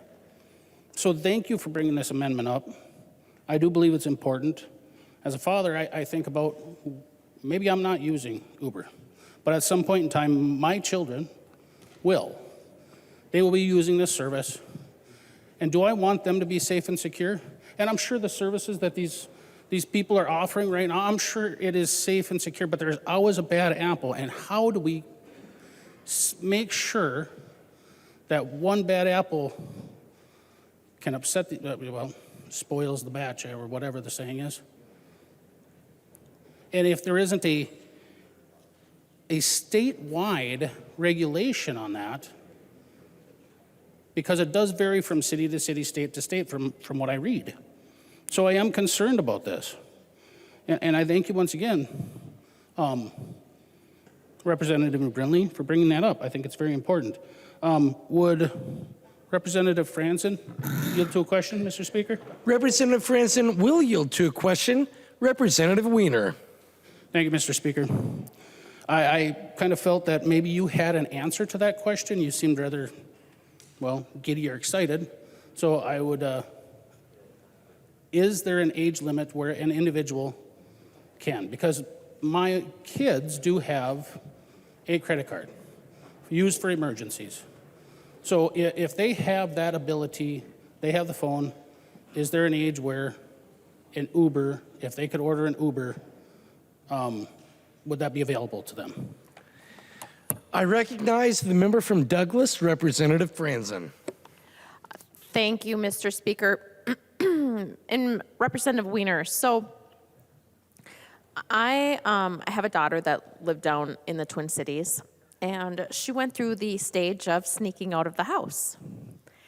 And I know, right? Well, she's 25 now, so we're past that stage. But during her phase of sneaking out of her dad's house, she did utilize the Lyft/Uber as an underage child. Now, you are supposed to be 18 years of age. I assume she didn't have a credit card, so I assume she used her debit card to do such a thing. And then, according to the guidelines, the Uber Lyft driver, if you look like you are under the age of 18, they can tell you you're not allowed to ride in that vehicle. Now, fast forward to a little bit more recent timeline. My son was down here for the wrestling tournament, and he and his friend down here, because they're both in wrestling, and they wanted to watch the state tournament. So anyway, I did not want my son driving around downtown St. Paul, so I was trying to figure out how we were going to get him, because I was here, to the Xcel Energy Center, because I didn't want him walking those few blocks from the hotel where he was staying to the Xcel Energy Center because of the safety concerns that I had. When I found out that his friend, who is not 18, had an account set up. So yes, it is possible for a minor who's not 18 to utilize the Lyft or Uber. Representative Wiener. Thank you, Representative Franzen. As I'm sure everybody here who is a parent, or not just a parent, but everybody wants to make sure our kids are safe. So I think this is a common sense amendment. Makes good sense, and I would support it. Thank you, Mr. Speaker. Further discussion to the A48 amendment to the amendment. I recognize the member from Clearwater, Representative Grossell. Thank you, Mr. Speaker, and thank you, Representative Hassan. I heard you say you recommended a green vote on accepting this amendment to the amendment, and I really appreciate that. Really appreciate that, because when you look at the amendment itself, it's talking about permanent deactivation of a driver is convicted, if convicted, or receives a stay of adjudication for possession of pornographic work involving minors under section 617.247. And all of you know that I've been working hard on trying to make sure we take care of our children, protect them from these types of predators, the predators, child pornographers. And in order, let me just paint you a quick picture of possession of child pornography. Possession of child pornography, it's not just an accident that happens, that they go to these dark places on the web to find imagery, videos of child rape, torture, and humiliation, and possess those, try to possess those types of videos and imagery. And it's usually hundreds upon thousands of images, videos, and all of this stuff depicting for people's entertainment. This is for their sexual gratification. This is for their entertainment that they do this stuff, okay? So to keep somebody from driving, and I know we got a lot of good Uber drivers out there, and they wouldn't want somebody driving kids around or driving really anybody around if they have that in their background, because folks, a lot of these people, in order to get to these sites, in order to get onto these sites, a lot of them will have had to produce their own videos, their own pictures, their own imagery of child rape and torture, okay, and humiliation, in order to get on some of these sites. So if you've got somebody, if somebody has that in their background, that means that they have done these things. They've possessed this type of material. They've probably traded in this type of material, but with the way Minnesota convicts, with the way Minnesota, the major portion of convictions are in the possession area, predominantly in the possession area. And so to try to protect the riders, the users of this service, please, and again, Representative Hassan, I thank you for recommending a green vote on this so that we can protect those who are using this service, so that we can make sure that the the good drivers are out there, the people that are out there trying to give a good service to the communities. So again, thank you for that green vote on it. Further discussion to the A48 amendment. I recognize the member from Douglas, Representative Franzen. Representative Franzen is no longer seeking recognition. I recognize the member from Chisago, Representative New Brindley. Thank you, Mr. Speaker. I don't think Representative Franzen did seek recognition. She was very confused. I would just request a roll call on the vote, please. Mr. Speaker, I just request a roll call on the vote, please. Representative New Brindley requests a roll call vote. Seeing 15 hands, there will be a roll call vote. Representative New Brindley. Seeing no further discussion, the clerk will take the roll on the A48 amendment.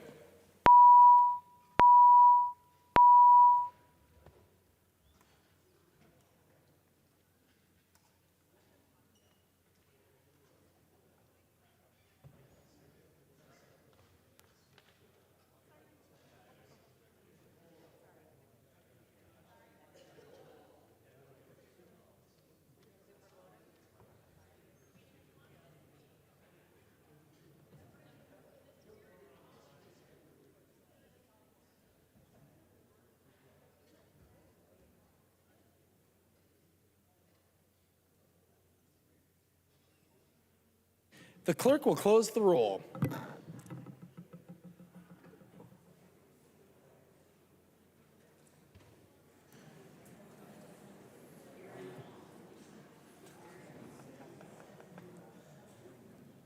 There being 129 ayes and 0 nays, the motion prevails and the A48 amendment is adopted.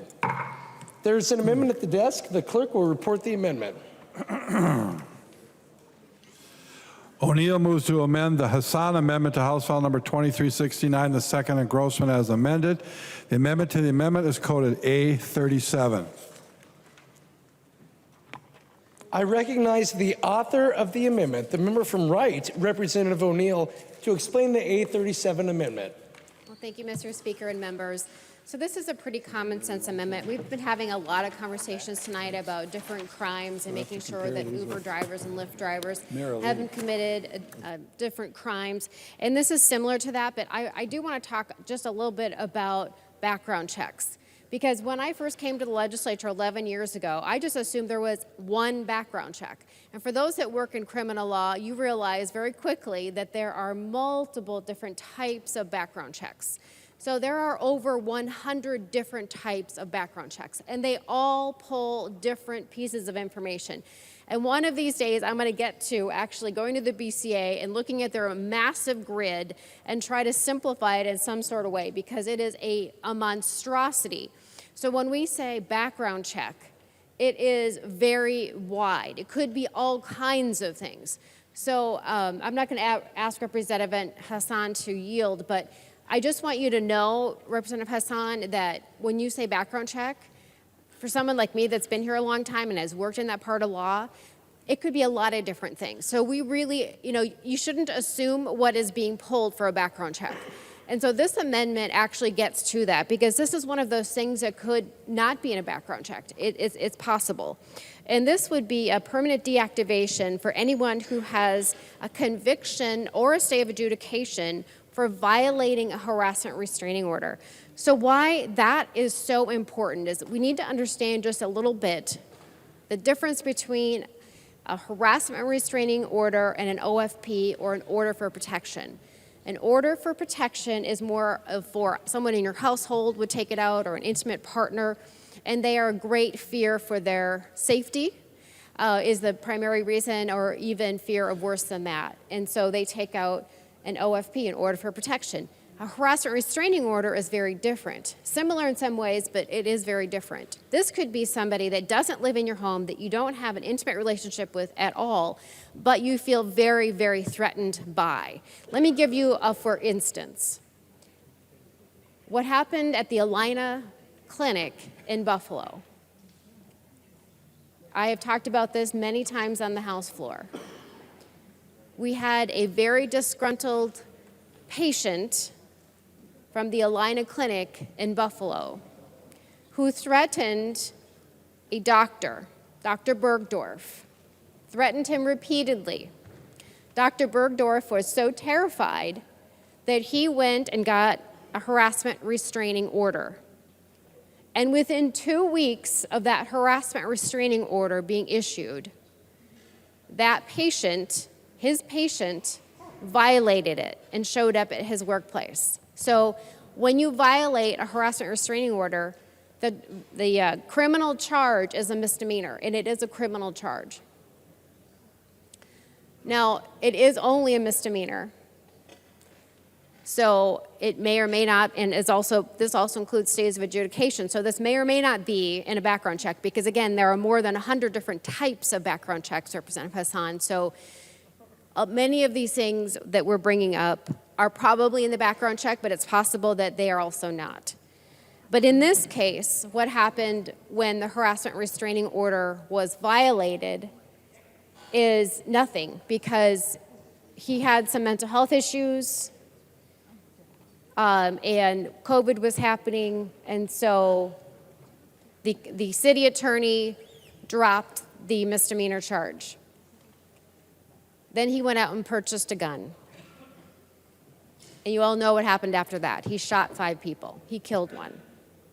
So harassment restraining orders are not a small deal. This is a very big deal.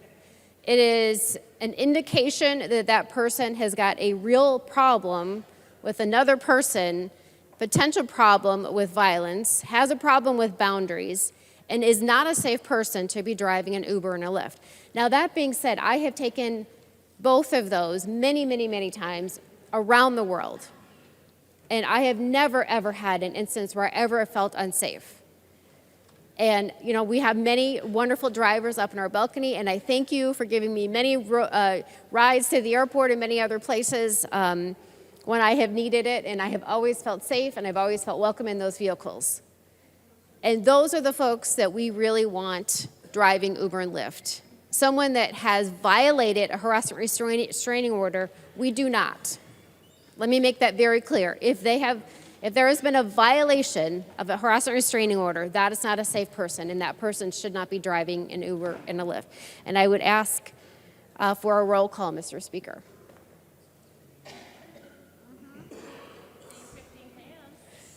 Mr.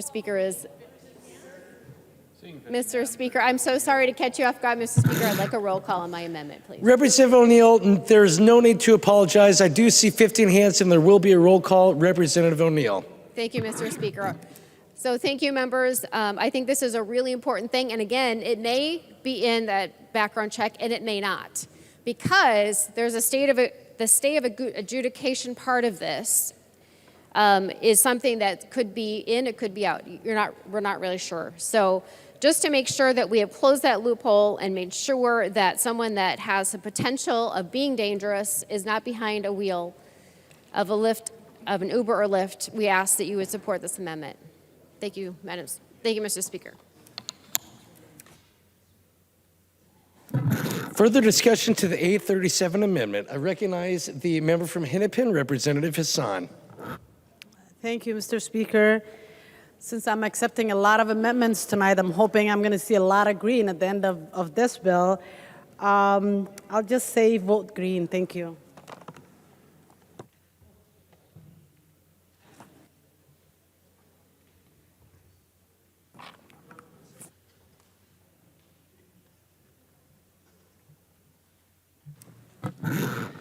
Is there any further discussion to the A37 amendment?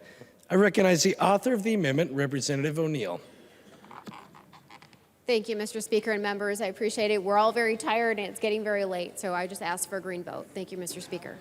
The clerk will take the roll on the A37 amendment.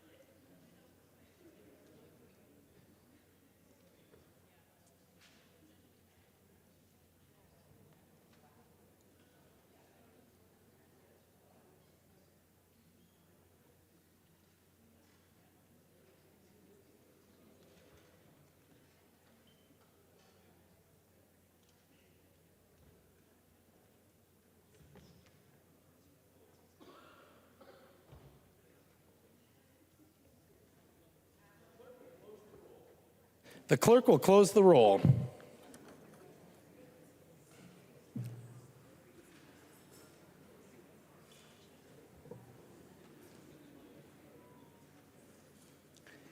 There being 129 ayes and 0 nays, the motion prevails and the A37 amendment is adopted. There's an amendment at the desk. The clerk will report the amendment. O'Neill moves to amend the Hassan Amendment to House File Number 2369. The second engrossment as amended.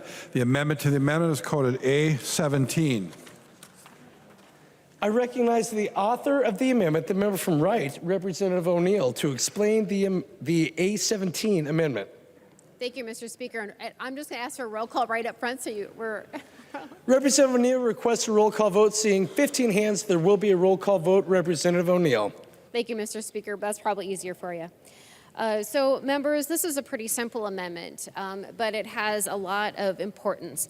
And it would be a permanent deactivation of a driver who receives a stay of adjudication or a conviction for a violation of the Predatory Offender Registry. So Predatory Offender Registry, it used to be called the Sex Offender Registry, and now it's Predatory Offender Registry. But if there's about 19,000 or so people that are on our Predatory Offender Registry, and I know Representative Mueller and I have looked at this quite extensively to try to do some reforms in it and make it more usable and better for officers and investigators to use. But the problem is there's 19,000 people on it, and they have to register once a year. It's a fairly simple process, and it kind of keeps track of people. It updates where do you live, where do you work, what's your contact information, and so on. So it's a pretty low bar, in my estimation, of keeping up with that obligation.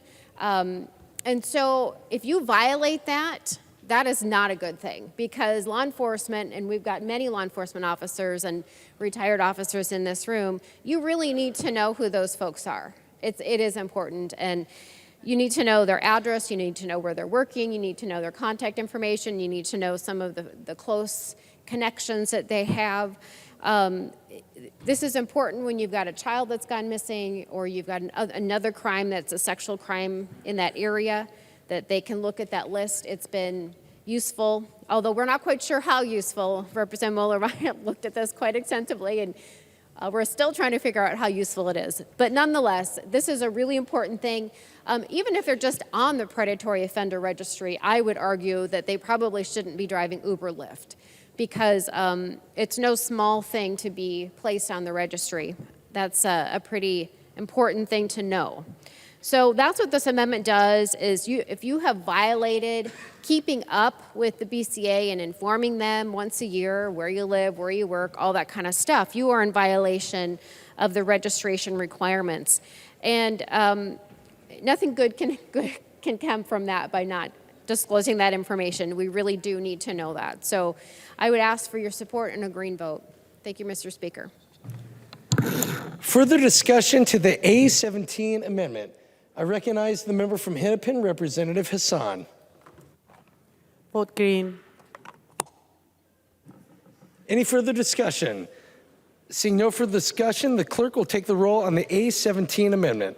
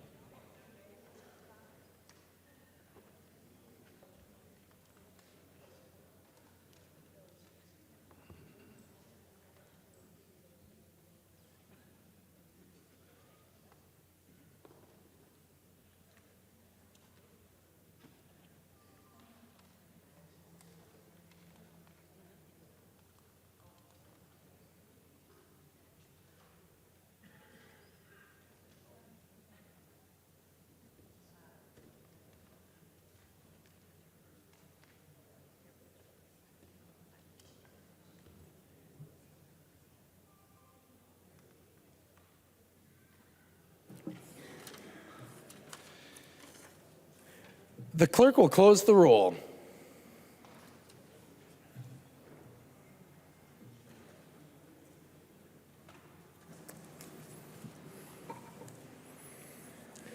There being 123 ayes and 0 nays, the motion prevails and the A17 amendment is adopted. There's an amendment at the desk. The clerk will report the amendment. Schultz moves to amend the Hassan Amendment to House File Number 2369, the second and Grossman as amended. The amendment is coded A30. I recognize the author of the amendment, the member from Morrison, Representative Schultz, to explain the A30 amendment.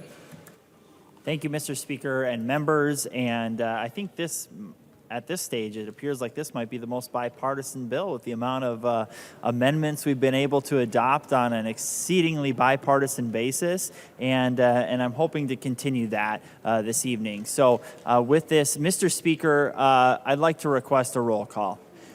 Representative Schultz requests a roll call vote. Seeing 15 hands, there will be a roll call vote.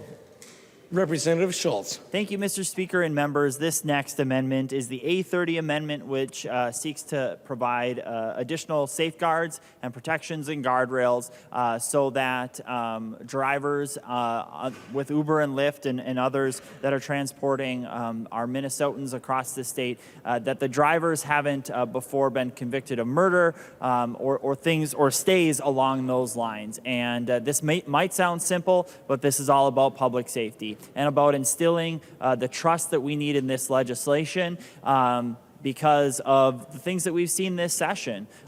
This desire to weaken sentences for violent criminals in this state, and we really want to make sure that those same violent criminals that commit murder aren't the drivers in these facilities, and not in these facilities, but in these vehicles, working for these companies or being their own small business owners. And so I don't see that this should be a very controversial amendment because I know that everybody in this body, which has been shown in the previous amendments, is really about ensuring strong public safety as it relates to the drivers of Uber and Lyft and any other future providers that we may see. So that is the amendment, Mr. Speaker. Further discussion to the A30 amendment. I recognize the member from Hennepin, Representative Hassan. Thank you, Mr. Speaker. I don't know. I think tonight we're talking about murder, sexual assault. All of these things are illegal, you guys. So I don't know what we're doing, but I'll say vote green because I don't know anybody who supports murderers or lets them walk around free. So vote green. Further discussion to the A30 amendment. I recognize the member from Hennepin, Representative Noor. Mr. Speaker and members, I agree with my colleague, Chair Hassan. I know we will be here for too long if we do this. Dhammaantiin dadka na daawana oo na dhegaysanayo waa inoo muuqataa dhanka mucaaradka inay danaynayaan waqti dheer inay qaadato anigoo dadka ixtiraamayo oo soo jeeday dhowr habeen anigoo og guushi inay soo dhowdahay anigoo og qof walba wax kastay maaragtay tallaabo kastay qaadaan inaan guusha nalaga hor imaan karin waxaan rabaa inaan ogeysiiyo hawshan gabagabo bay ku jirtaa dhowr qodob baan hadda ansixinay hal bog iyo bar baa noo dhiman waxaan naga raaligelinaynaa waqtigii dheer aad maaragtay soo qaadateen waxaan leeyahay caawa howl badan baa inoo soo dhammaatay hawshaanayta sida hadda u socoto waxaan malaynayaa ilaa biri subaxdii baa meesha laga baxayaa sidaa darteed raaligelin oo maaragtay buuxdo baa ina siinaynaa hawshaan sida hadda u socoto beritaan ku soo laabanaynaa soo seexda soo nasta markaa soo nasataanna berita waa hawsha insha allah aan ku soo laabanayna waa mahadsantiin aad iyo aad baan iga mahadcelinaa thank you so much. Further discussion to the A30 amendment. I recognize the member from Chisago, Representative New Brindley. Thank you, Mr. Speaker. I'm really glad to hear that tonight everyone agrees that murderers should not walk around free. That is new to me, that's the position of this body. But I am happy to hear it. I certainly will be voting yes on this amendment, but it is still confusing. And you know, it's funny that we're acting as though these amendments are such common sense. Now, again, I agree with that. And yet, we just had a public safety bill on the floor a couple of days ago that got rid of the idea that, because I agree, I don't think murderers should walk around free. And I had an amendment to make sure that that wasn't the case, that the get out of jail free card didn't apply to murderers. But our public safety chairs got rid of that in conference. So I find it interesting and frankly thrilling. It's very exciting that now the majority thinks that everyone agrees that murderers should not run around free. I think, though, that someone should have a conversation with Mary Moriarty because I think that she still thinks that murderers should walk around free. I recognize the author of the amendment, the member from Morrison, Representative Schultz. Thank you, Mr. Speaker and members, for the robust support that I've heard so far here tonight. And I only wish that I could understand what Representative Knorr was bringing to the conversation in his debate tonight. But at the same time, if there are those here in this body in the gallery and interpreting for them through your speech tonight, enhance their understanding of what we're debating here, I appreciate it. I assume, Representative Knorr, that you are offering your support for this amendment as well. Maybe he would yield to that question, Mr. Speaker. Representative Knorr will yield to a question. Representative Schultz. Thank you, Mr. Speaker. Representative Knorr, were you offering support for the A30 amendment? Representative Knorr. Ha waan taageeray amendment-kaad soo gudbisay. Representative Schultz. Thank you, Mr. Speaker. I'm not sure if it was the echo in the hall, but I did not understand. Were you offering support for the A30 amendment? Would Representative Knorr yield to that question? He will yield. Representative Knorr. I'll translate for you. I said yes, I support the amendment. Representative Schultz. Thank you, Mr. Speaker and Representative Knorr. I appreciate it. Looking forward to a strong green board as we make sure that there are not murderers driving the vehicles that relate to these Uber and Lyft drivers. Thank you. The clerk will take the roll.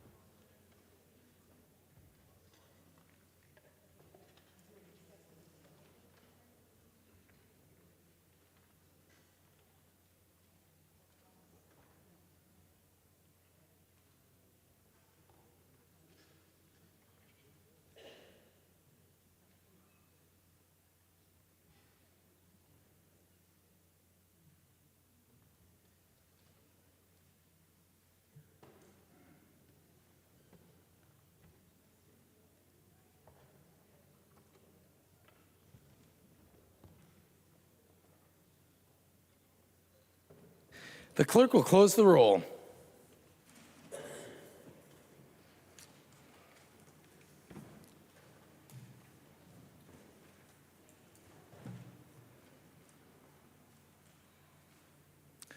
There being 126 ayes and 0 nays, the motion prevails and the A30 amendment is adopted.